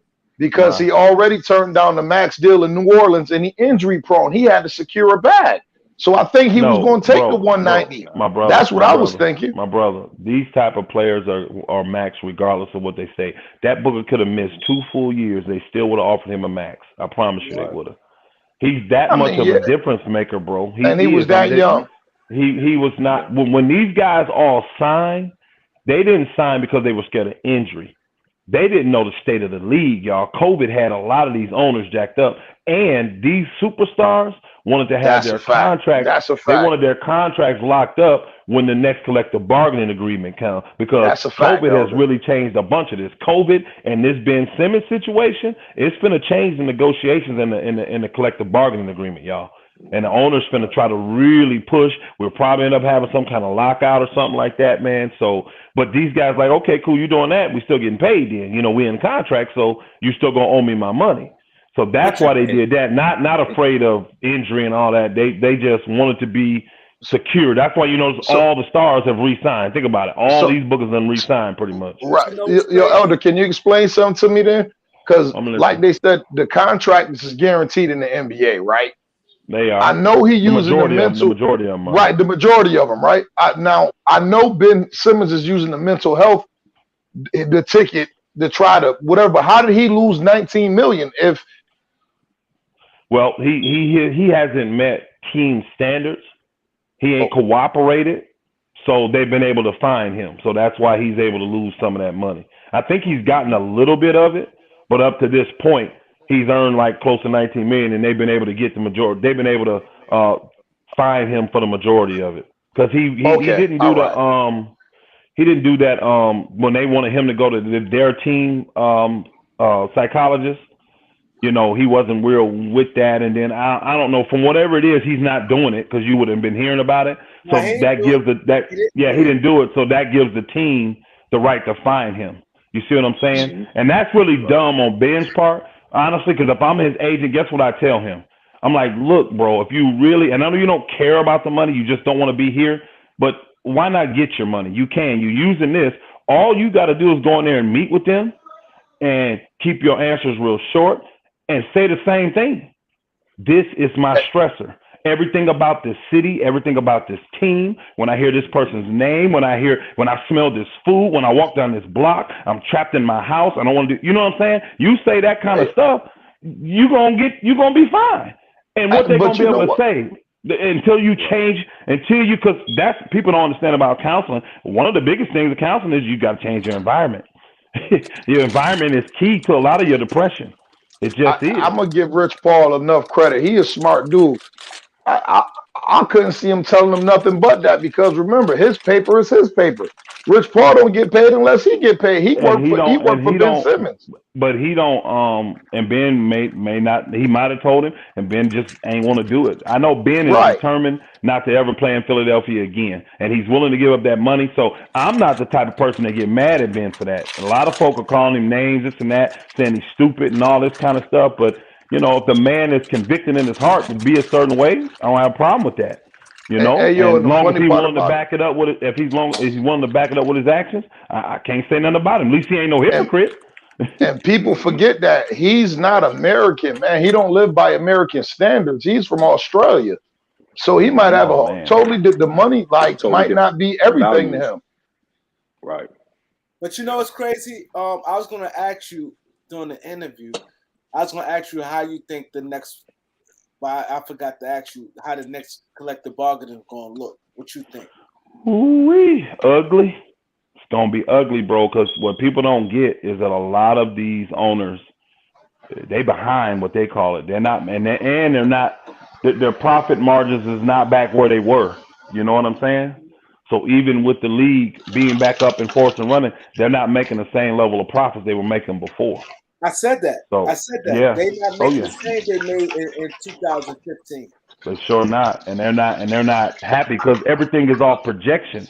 All of it is built off of projections of what you think you're going to make on this and this and that, and then you start giving you negotiate percentages of what you projecting to get.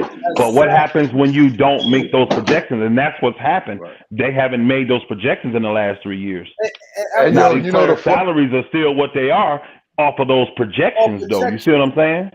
And you could tell that they wasn't trying to lose no more money, because you see they started bringing G League players up, right?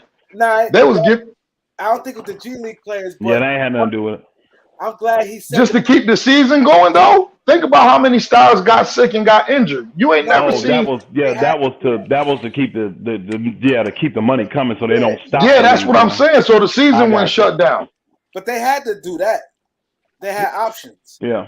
But because they don't have no bubble, so they have to do that. Yeah, you got to do that. But the thing is, I'm glad Elder said that, right? Because the projection, that's what got me mad. And I did a video. This is my first, started with YouTube, when they paid Luau Ding and Timothy Mozgov Mitch Kupchak said, "Oh, it's the projection of the salary cap blossom like that. That was the year the cap explode. But you cannot deal with the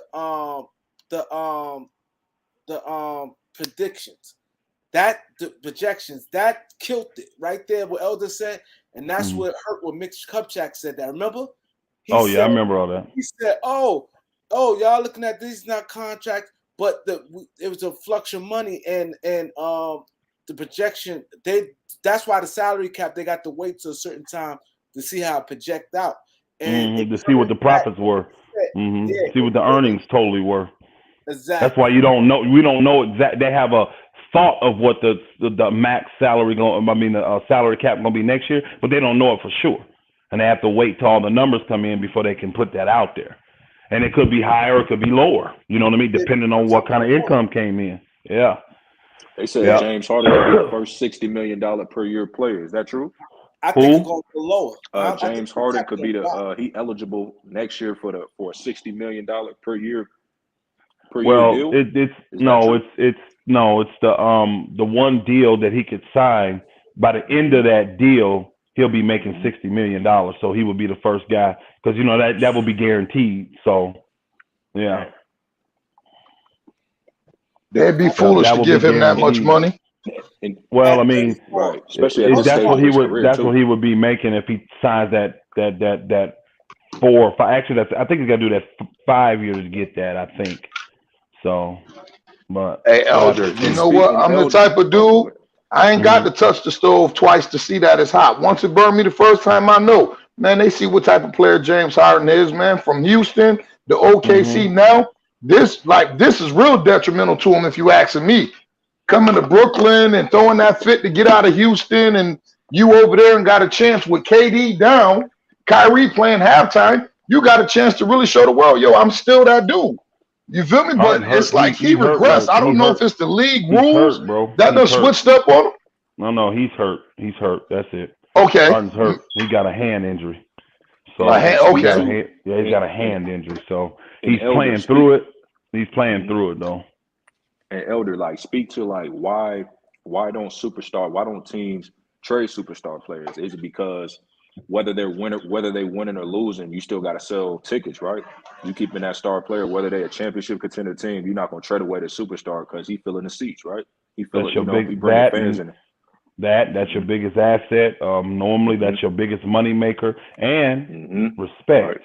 Out of respect, if teams see you would, you're not producing, I'm gonna trade you. Now nobody's coming to your team. Think about it. You're a superstar, and you see that. You see them like, man, I'm a. Think about it. If I see you do that to AD, and I know I'm a good player, and I'm maybe an all-star type player, and I want max, but I'm not on AD's level. What the hell? If you do that to AD, what the hell are you gonna do to me? You see what I'm saying? So teams, the PR is huge.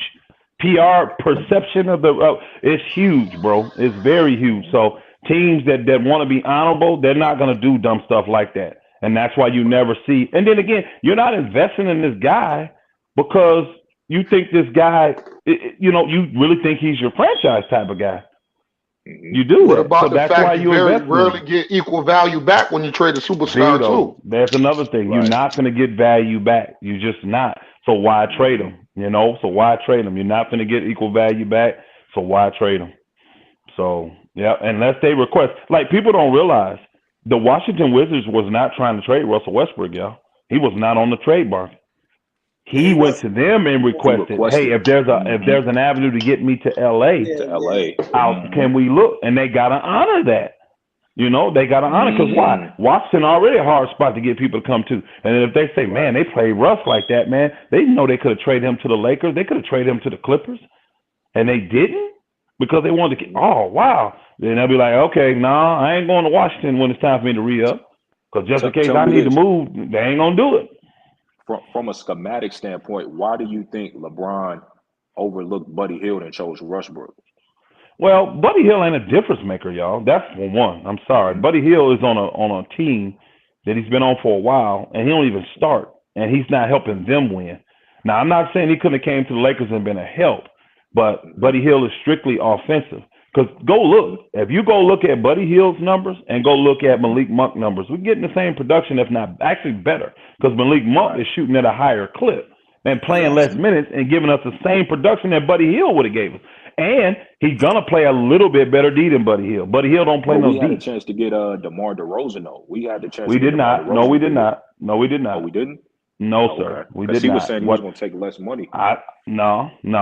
I didn't hear that. I watched the interview. He said, I thought I was a Laker. And he said, and I think what that is, that agent type of talk. And what he thought, this nigga banked in a 3. Are you freaking serious? I'm watching the Phoenix, they held it a 2, Atlanta game. Atlanta should win. They're up 7 with 32 seconds, but boy, Phoenix is trying to put it on, y'all. But no, he thought that they were going to go into the hard cap and do a sign and trade for him, is what he thought. Because to my knowledge, I never heard about him giving up the money. There was no reason to. There was too many teams out there that wanted to pay him. So what he thought the Lakers was going to do was going, because you do know if you take in a player on a sign and trade, like if you do a sign and trade and that player comes to your team, you're automatically hard capped. And the Lakers, with the salary that they already had with AD and LeBron, you bring him in at $30 million and get hard cap. Now it's hard to, you can't. We would have had a bunch of Stanley Johnson type of guys filling and Hillbilly Kobe's filling out our roster. You wouldn't have been able to pay for the expensive veteran minimum guys that make like $2 million, $2.6 million. You wouldn't have been able to get them. You'd have been needing to get guys that make $1 million, 1.2, 1.5 to fill out your roster. And the Lakers were never committed to going to the hard cap. He thought they was, probably from what his agent told him, but he wasn't. And what the Lakers was saying was this: if he's willing to come here, because the Lakers, all they wanted to give him was the mid-level exemption, y'all. What they gave Kendrick Nunn. He wasn't coming there for $5.9 million. But again, the conversations between them, apparently, like the Lakers was like, hey, if everything else don't work out, or we can't make a splash in the trade thing, then we'll consider doing that. So you going to bed, baby. Do you think we would have been in a better position with DeRozan getting hard cap versus the Russell Westbrook deal? I got food in there too, don't I? Yeah, I'll take it. Say it again. What's the question? I said, do you think that being hard, let's say we got DeRozan, we was hard cap, do you think we'll be in a better position now versus doing the Russell Westbrook deal? Our roster would be, you think the roster trash now, it really would have been trash. It really would have been trash, y'all. Because I forgot what that number is. I think it's like, what, 144 million or whatever. But think about it. You got 130 in. We'd have had literally, y'all, like $15 million to fill out 11 roster spots. So you just do the math on that. It's like $1 million point something per player we've been able to do. That was not going to work. Yeah. And then we probably would have had to let THT walk. Yeah. Yeah, we definitely would have to just let him walk. So it wasn't an option for us to go in the hard cap, and next year it ain't going to be an option for us to go in the hard cap either.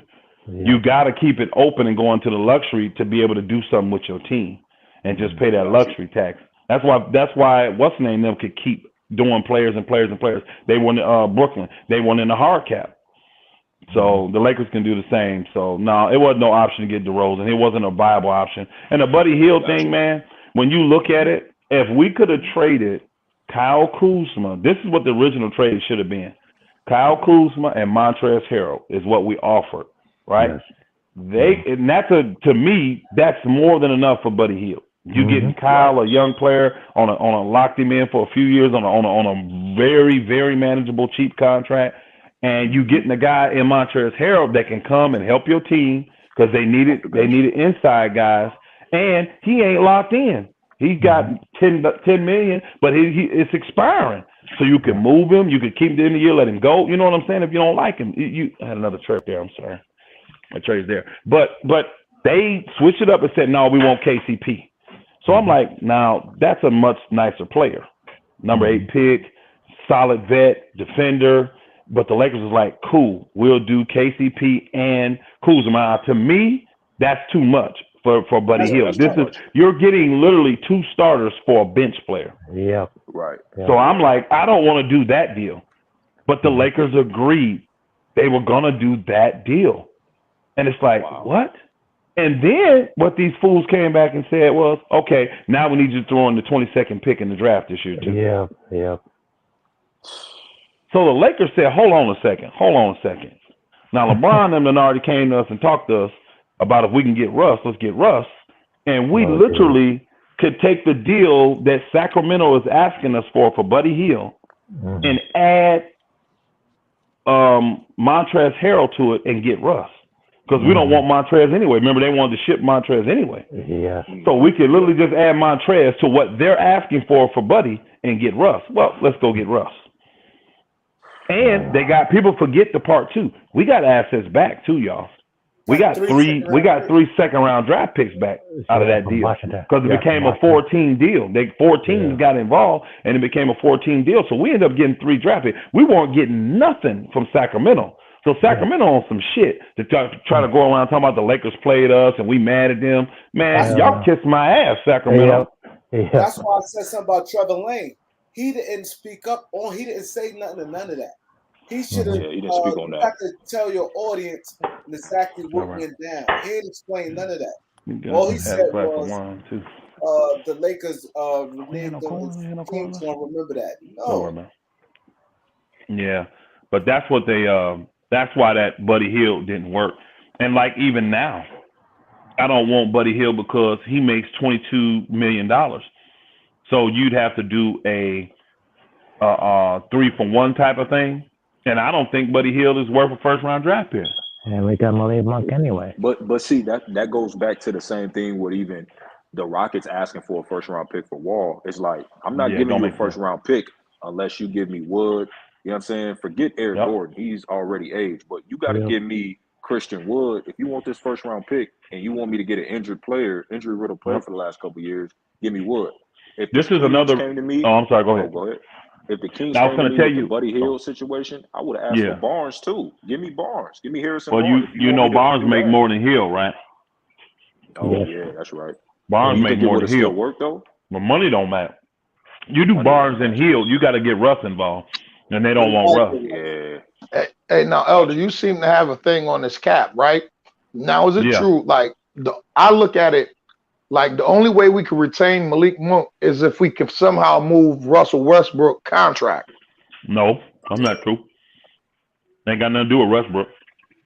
But I thought he had the third max spot. League rules only allow you when you sign a player, because he got signed, he wasn't traded there. He got signed there. Right. So they only allow you to go up so much in a raise. Right. So he's making 1.7 million. He can only go up, I want to say it's 15% or 20% in the raise. So that takes him up to like 2.15 or something like that. That's too low for him. Right. So the only other option that the Lakers have to re-sign him and keep him on the team is to put him in the mid-level or the full level exemption. You can give me the one. Now the full level exemption, that's the one that's like 10 million. That puts you in a hard cap. So you're not looking to give him that. And you can give him the one that we gave Nunn if Nunn decides not to, if we trade Nunn or if he decides not to come back. Because if we still have Nunn, it's a player option for his second year. So you can't offer that to Malik Monk without Nunn turning it down saying I'm going into free agency. You see what I'm saying? So the most we're going to be able to offer is like 6.2 million. That's really going to be it. We can expect an overhaul like we did in 2018 with the Cavs, like that huge overhaul that we did. You think that's going to happen? You mean before the trade deadline? Yeah, you know what the 2018 Cavs team did. You think it's going to be a huge overhaul? It's going to be similar. I would not be surprised to see 4 or 5 players in the Lakers get traded. I said the same thing. Yep, I would not be surprised. I said the same thing, and the thing I was saying also is the Lakers will hurt them with the hard cap. We got so many free agents now. We had 10 guys signed, and the trigger hard cap, it wouldn't be as bad. But the simple fact that we're only going to have like 4 or 5 players after this year, that's crazy. No, the problem, Kareem, you know, with the hard cap, it's just your salaries can't go, your total salaries out can't go over a certain amount. So it doesn't matter if you got them guys signed or not, that your total salary, you cannot spend over that amount for the whole year. So Then you limit it, like when players come up on buyouts, you limit it on trades. Like if you do a trade, you literally got to get a team to take money off your book because you can't go over this amount for the whole entire year. And once you hit that amount, you're done. You ain't making no more moves unless it's saving you money. And Elder, don't you think they shopping Russ? Well, I'm saying what hurt the Lakers that they got him having a little bit players on the roster. It will really be hard because if you had like 90% of your roster full and you have to go to a hard cap, it wouldn't be as bad. You get what I'm saying? Yeah. Now, I do get what you're saying, but it depends on how much money those people are making. If you got 90% of your roster full and you decide to go into the hard cap, but that would put you over the hard cap number, you got to start getting rid of players and bring in cheaper players. That's what you would have to do. The hard cap is just that. It's a hard cap. You can't go over that in total salaries no matter who's on your team. So you don't get no exception like, well, these guys are already on my team, so I can go over the hard cap for them. No, you can't go over the hard cap for anything, no matter what. So that's why I know the Lakers, because we got these big salaries, we're not going over the hard cap. So, I mean, we're going to go over the hard cap. So that's why I know we're not going to do that full level exemption for nobody. And we're not going to do a sign. That's why they got Russ too, y'all, because the Lakers were stuck. They couldn't just sign a player like DeRozan or do a sign-in trade. They have to do a trade with somebody. So now you just swap an asset. So, and we got to do the same now. And don't you I think don't know they just who washing dishes, showcasing man. Russ? Don't y'all think they just showcasing Russ in the Lakers? They just showcasing Russ and THT. That's why LeBron really sitting out, because I think he could really be playing right now. But I think the trade deadline coming up. You think wrong. You think wrong, bro. It ain't got nothing. It ain't. Yeah, he hurt. It ain't got nothing to do with that. Yeah, he hurt, bro. Think about it. Bron talking about his legacy. He trying to catch Kareem. He ain't finna miss games for that. No, right? He ain't finna miss games for that, bro. No, Bron is hurt. He's old. People don't understand. It's just swelling. Well, you get to 37 and had a miles on your body that he got, and you tell me that you wouldn't be concerned about swelling, because what you need to figure out is, why is it swelling? You may not have no tears or nothing like that, but you need to know what's causing my knee to swell. And I can tell you I already know what's causing his knees to swell. It's called pressure, compression and pressure. All that jumping and dunking and then bringing all that weight down, landing on his knees and ankles, that's what's causing it. I guarantee it. Yo, every time I say Even something, Skip said this morning, LeBron need to lose weight. LeBron, I said that. I said when you get older, these things happen. Every time I say it, people, but he scored this. I said that don't matter how much he scored. He's getting older. What LeBron needs to start doing is laying the ball up. It's that simple. Quit doing all these crazy dunks like you 20 years old, bro. Yeah. Lay the damn ball up, bro. Get a little lighter too. Hey, he's already taking more jump shots, so I can't tell him to take more jump shots. But you the weight off would help. But LeBron, he's so muscular. He's not gonna lose much. He's not gonna go down to like 240, y'all, 235. He's like a crackhead. So he may be able to lose 5 or 10 pounds, but I don't even know about that. He's just a muscular dude. The Booker probably got 2% body fat. What he got to lose? You know, what does he got to lose? He ain't got nothing to lose. So he gonna stay at 260? He's just a big dude, bro. He's a big dude. Everybody, you 260 with 4% body fat. What you finna lose? Right. What you finna lose to get your weight down? Unless you're gonna tell him to stop lifting weights, which he ain't finna do, because it's been his routine for too long. AD, you can tell him stop lifting weights because he just started. He just started. Right. But you can't tell LeBron after doing what he doing. Nah. So his best option, quit dunking the ball, man. Dunk when you have to. Lay the ball up. There's a big difference. So this sounds like a trend going forward for LeBron there. What do you mean trend? Being hurt? Like a trend, yeah. Like constantly. It's already been that. Look at his 3 years in LA. He's missed more games in his whole career than in these last 3 years. Right.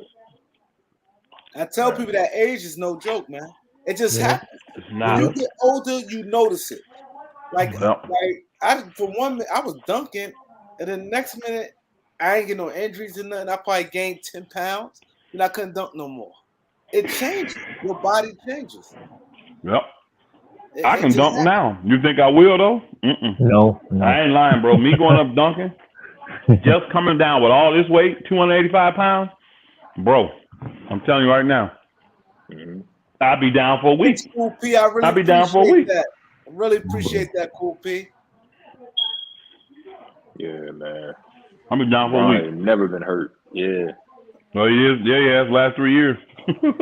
Right. Yeah. It's starting to happen. Yeah. Man, his body he's older and bro. Yeah. That's what I'm saying. That's why if you look at all the greats, they start going to the pull-up jump shots, the fall-aways.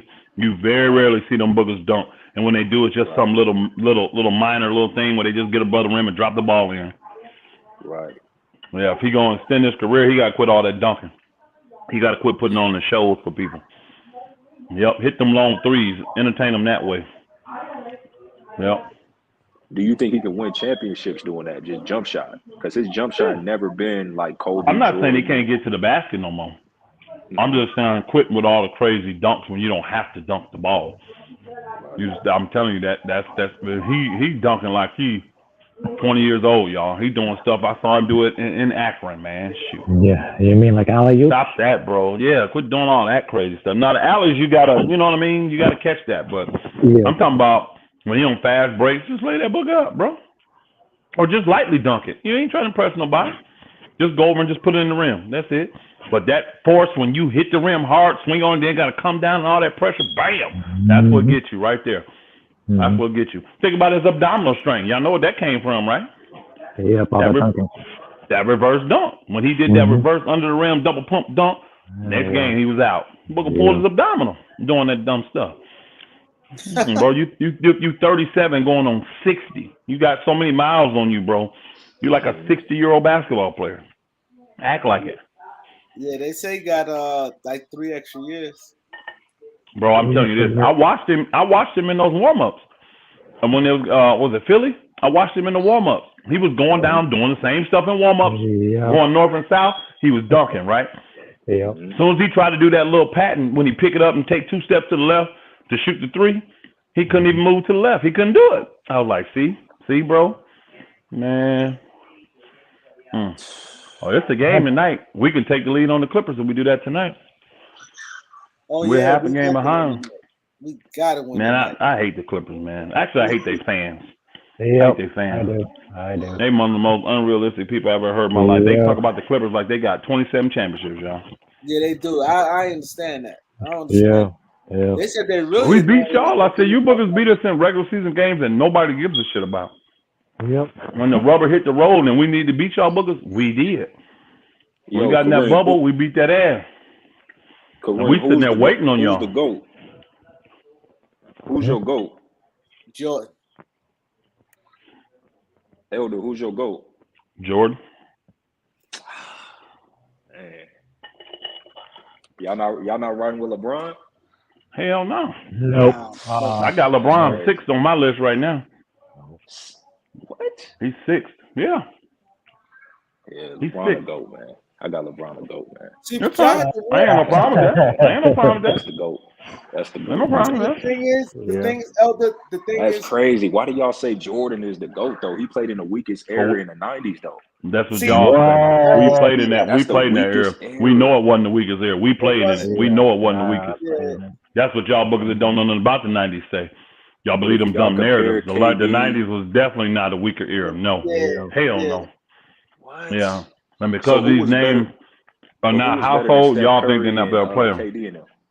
Who was better than KD in it? Just in the 90s, not the 80s, not with Magic and Celtics and the Detroit Pistons was dominating.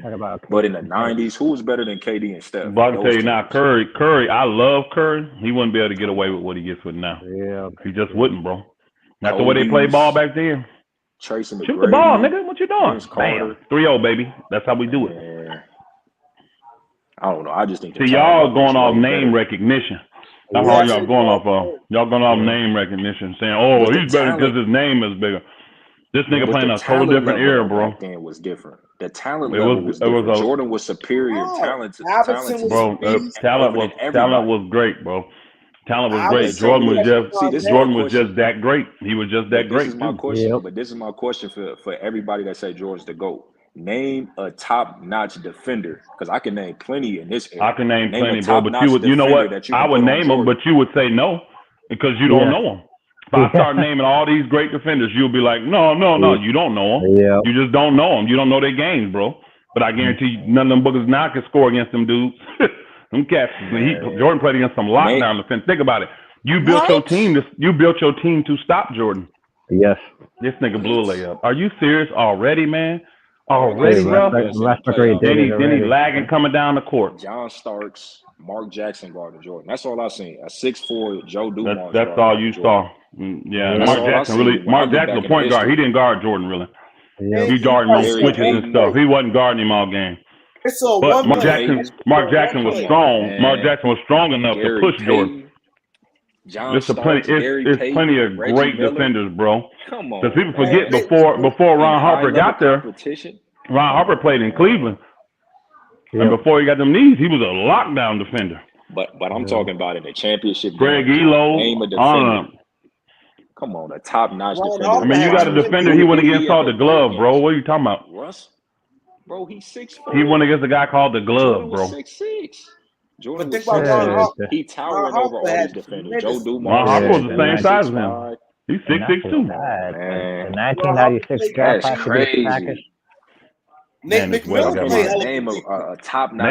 was a great defender. Nick McMillan was a hell of a defender. He was a great defender. Nate McMillan, the coach for Atlanta. That booker could play D. And he was long.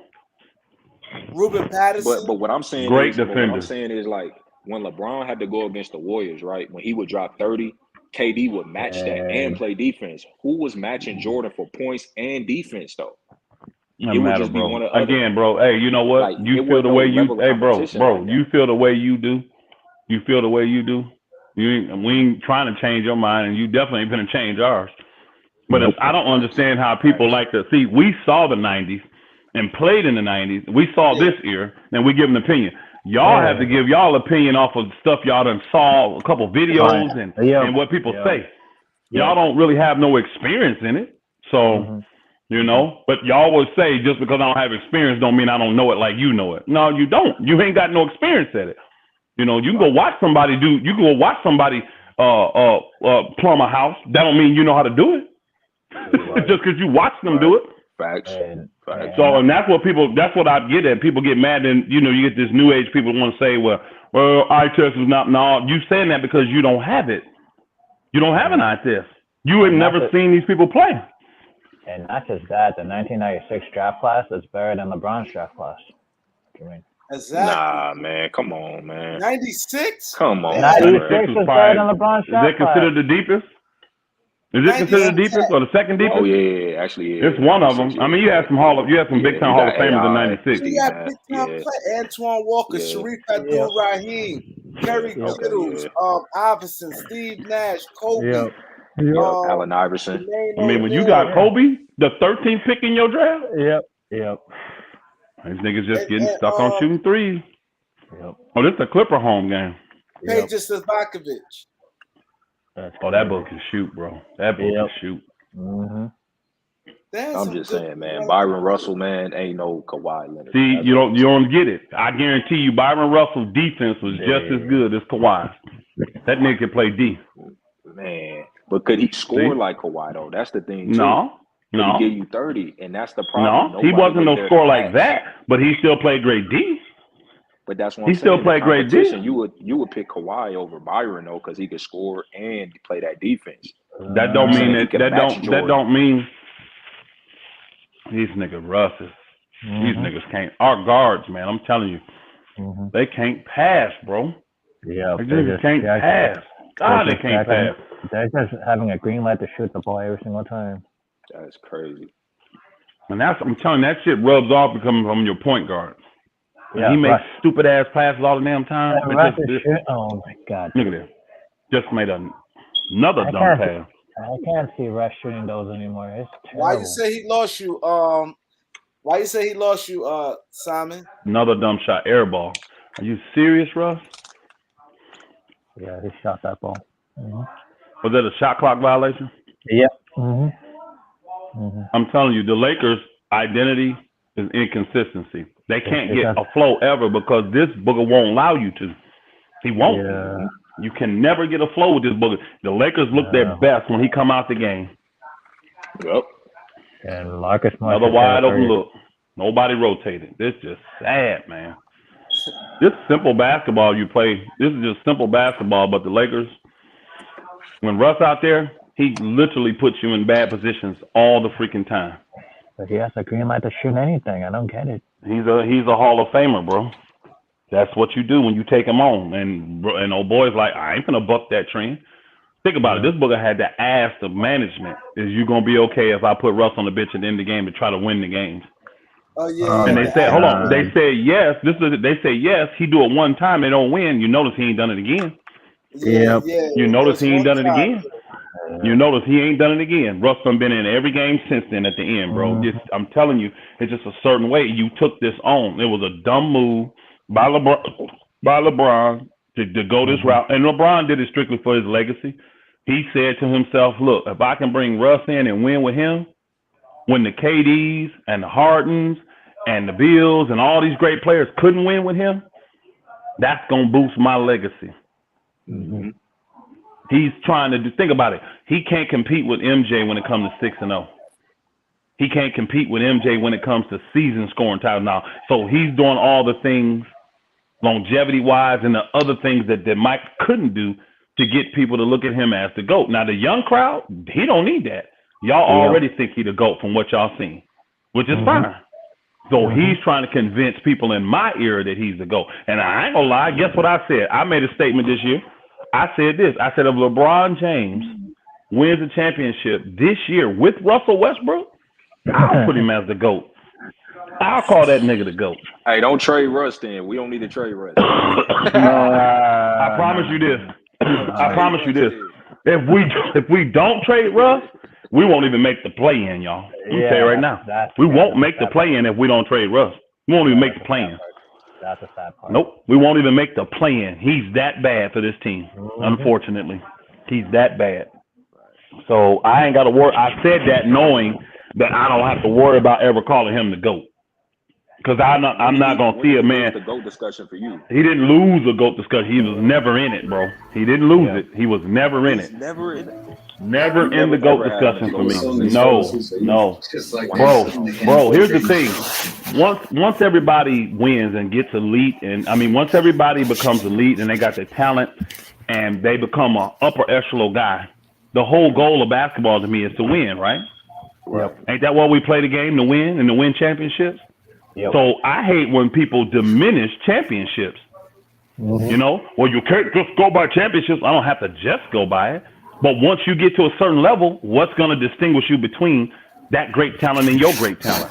Winning. Because you may be a better scorer, but hold on, you may be a better scorer, right? But this guy's a better assist guy. Which one is better? Right. See, you see what I'm saying? It becomes so objective.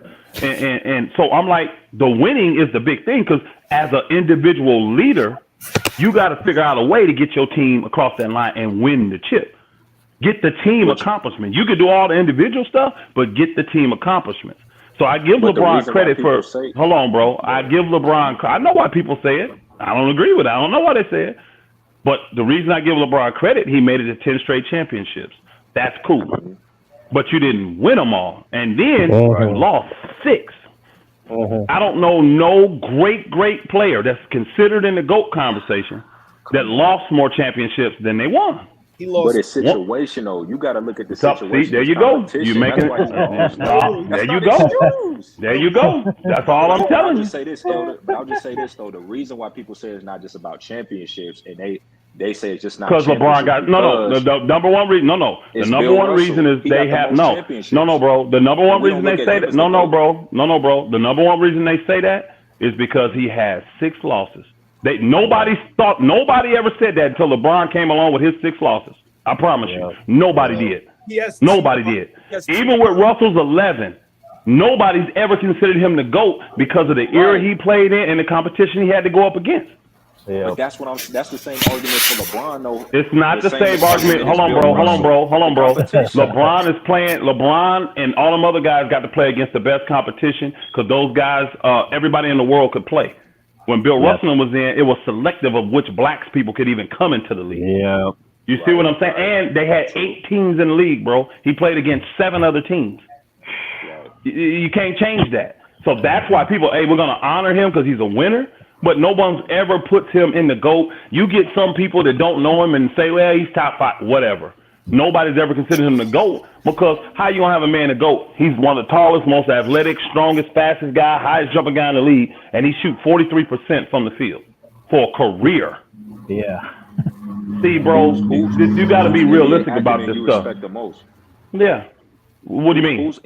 Whose NBA acumen you respect the most? Like out of like certain players, like when you look at like great players, when you hear them speak, like who do you respect the most in terms of when they analyze a great player? Like Jerry West, because he said LeBron is the greatest player he ever seen. Oscar Robertson said LeBron the greatest player they ever seen. Like even the greats, you know what I'm saying? You got a lot of great. Hey, you got just as many. You got just as many greats that said that Michael Jordan is the GOAT.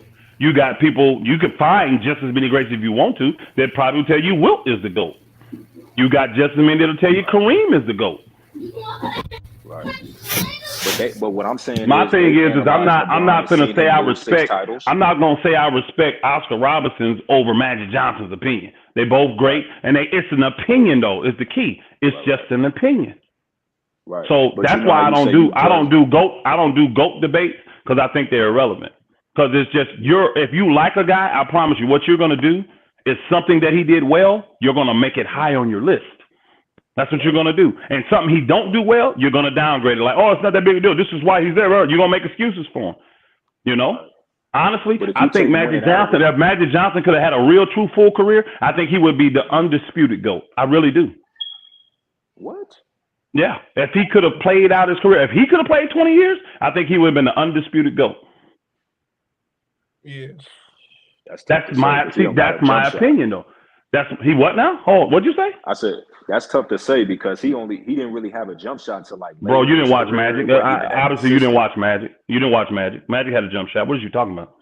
But later, he developed that later in his career. Bro, Magic is a score. Bro, you got to understand the 3-point shot wasn't even in the game really back then. People didn't shoot threes. Right. This is they knocked Jordan because they say, oh, Jordan only shot 30% from the 3. You don't understand. Right. Look at the small sample size that Jordan shot the 3, though. It ain't like he out here shooting 8, 10 threes a game like these guys do. Jordan them shot, sometimes they didn't even shoot threes in the game. They might have got 1 or 2 threes off. So, and the 3 just was not a big part. Now, towards the end of Jordan's career, that's when the 3 start coming in, they start shooting it a little bit more. But it was not a part of the game, bro. It just wasn't a big part of the game. So do you grade one person greater than the other?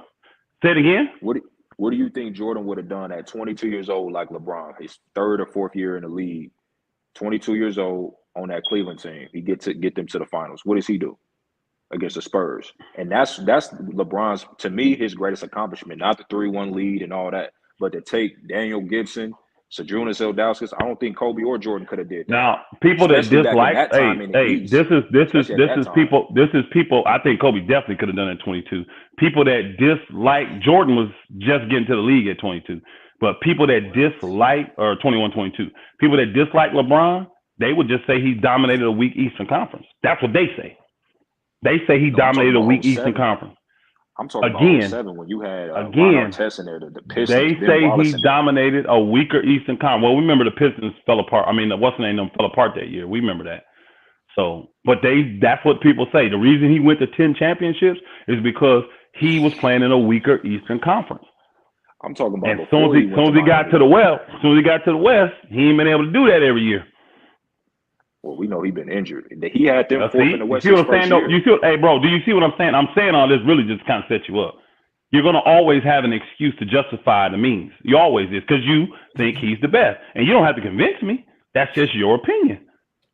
But when a guy gets there and can't get over the hump 6 times, when he has more finals losses than wins, I'm not putting him over guys that have a greater finals record. Guys that have gone 5-4, guys that have gone 5-2, guys that have gone 5-1, guys that have gone 6-0. I'm not going to put him over them guys. But Elder, that's what I'm saying. Though, when you look at the greats that even still say he the great, even though like you witness him lose 6 games, they still think he the GOAT.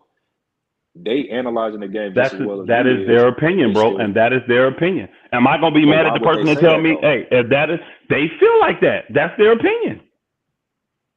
That's their opinion. So, Elder, I got a question for you, right? Salute, Yeah. by the way.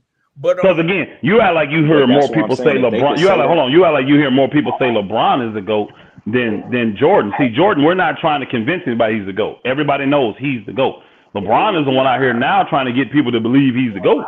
he is. He's but the if they one. can watch him lose 6 finals and they can analyze the game and see him lose 6 and still call him the GOAT, obviously it got something to do with more than winning. It's circumstances. Bro, that they you just gotta have he go just through. have things about he has things about his game that they appreciate. And there's nothing wrong with that. LeBron is probably the best all-around player we've seen when it comes to getting assists, rebounds, steals. When you add all the major categories, he's probably the best we've ever seen That's in the GOAT. accumulating all of that. That don't make That's you the the GOAT. GOAT. See, to you, that makes you the GOAT. All around. If you the best, man, To you, that's the that GOAT, makes man. hold on. That's To you, crazy. bro.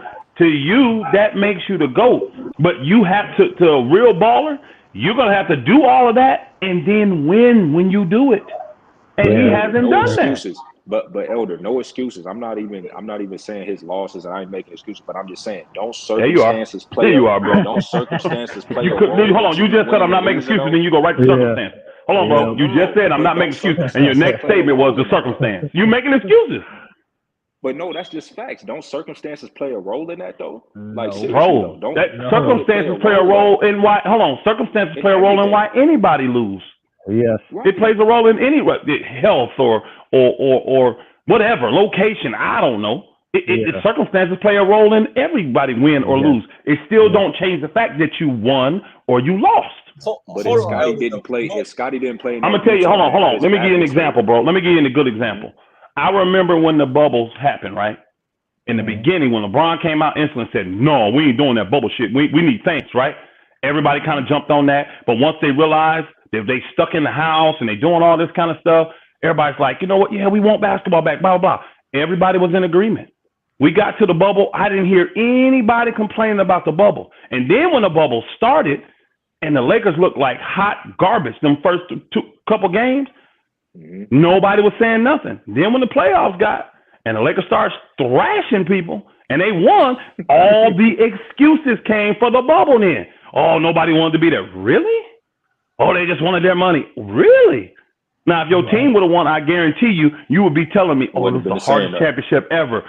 It's mental problems and blah, blah. You'd have been giving me all those because that would have been your circumstance. At the end of the day, you have to win, you have to lose. Somebody's going to win, somebody's going to lose. It doesn't matter what I don't think LeBron faced tough because most people now, you can go look this up. Most people rate this era as the weakest era, not the 90s. Oh my God! But they do. This is a new. Go pull up your polls, bro. Oh they don't rate the 90s below this era. They don't. They call this era the no defense era. Bro, they call this again when you got guys getting layups and wide open threes and wide open dunks. Because they trying to how you gonna respect it? Make the game more. Yeah, you can't hand check. You can't hand check. Competition at the end of the day, though. Whether you can hand check and be physical. Bro, let me tell you how I feel about this. I ain't finna keep going. I'm finna watch this game. Actually, this is how I feel about this era. You have guys that are definitely a lot more athletic, right? The athleticism gone to another level, and the skill has gone to another level because you got bigger guys doing things that smaller guys used to do, but.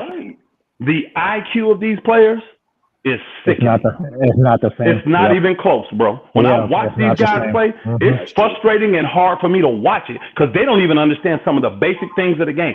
Some of these guys could be literally 5, 6, 7, 8, 10 points more a game if they just understood basketball and how to play. And they don't. They don't understand the game. They don't understand angles. They don't understand inches. They don't understand none of this stuff. So they just getting out here running up and down, jumping and all this kind of stuff. So it's a different. This to me, this generation been kind of dumbed down a little bit, and this is why they accept this type of play. The way these guys play, players got control over the coaches and everything now. You can't tell the players nothing, so they can play. But they have no IQ on defense. They have no IQ, bro. But these players don't understand basketball. They just don't. They don't understand the game of basketball, bro. Yeah, that's true. They don't. A lot of these guards can't even make proper entry passes. They don't know the angle to get to an entry pass. They don't know the time frame to do it. They don't know how to do just a basic cut. Some of these players don't even know how to do a basic cut, bro. They just know how to step on the three, and if you guard them a little bit, they move back a little bit. Some of these guys don't even come inside the three. And this is why when you get to the championship round, guess what happens? All these teams that got good big men, and they got guys that can hit 2-point shots, they end up winning championships. Yeah. This is why I'm not worried about the Warriors. I ain't worried about the Warriors. They got a bunch of 3-point shooters. They don't have a bunch of guys that can kill you from the mid-range. They got 1 or 2 guys that can even make a mid-range shot. I ain't worried about the Warriors. They ain't going to do shit. No KD, no championship. That's what I keep telling my boy. No KD, no championship. Because KD can hit that mid-range. Agreed. I agree with that. You got to have the mid-range in the playoffs, especially. Yeah. All right, fellas. I actually do want to watch this game, so I want to see what's going on with this game, and I'll catch y'all at the post-game shows. All right? Salute, my brothers. All right, bro. Salute, Kareem. Right.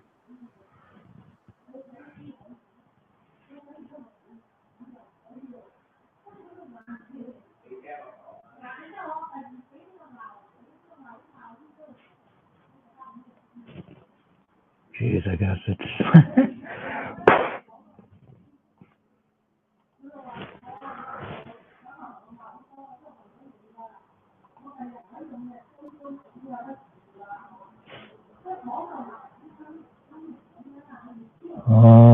any questions?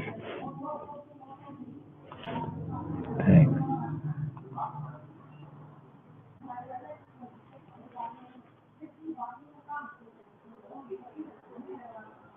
I mean,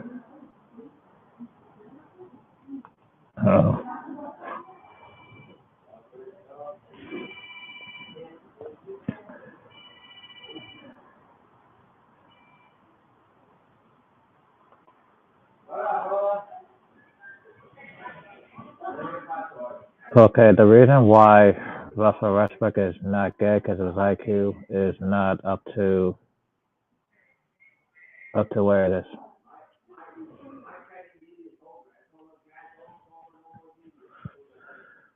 I mean, if you're at the Eastern time zone, I don't think this game ends at midnight, to be honest.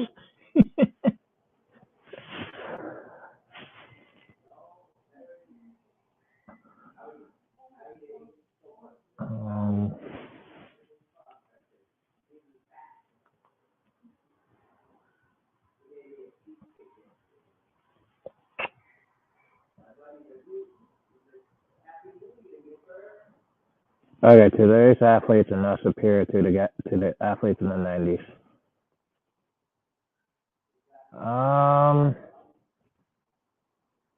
I mean, Golden State Warriors would take more threes than anybody in the entire league.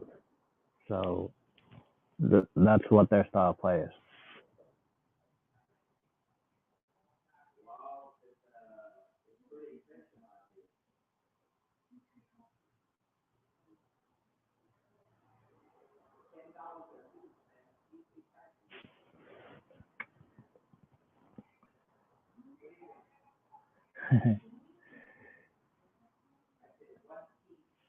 I mean, he's not at OG time. He's probably like watching the game while he's on mute.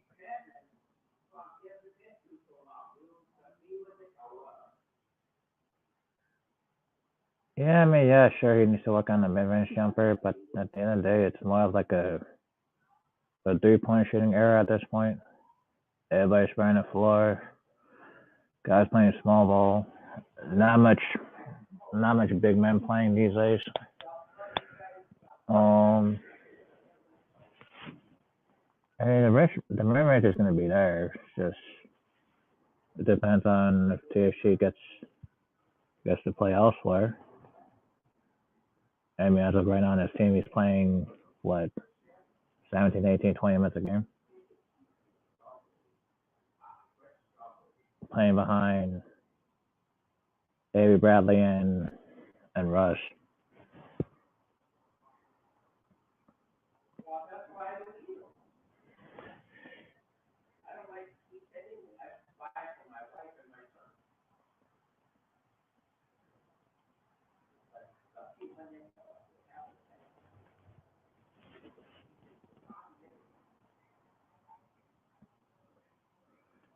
Yeah, Serge Ibaka, he's a small ball 5 for the Clippers. He's not a stretch 4, but he's a small ball 5.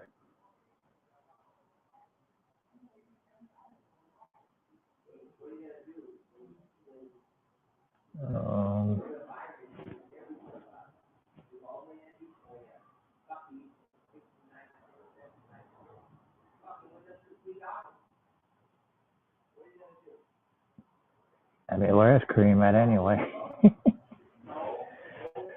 This is crazy. I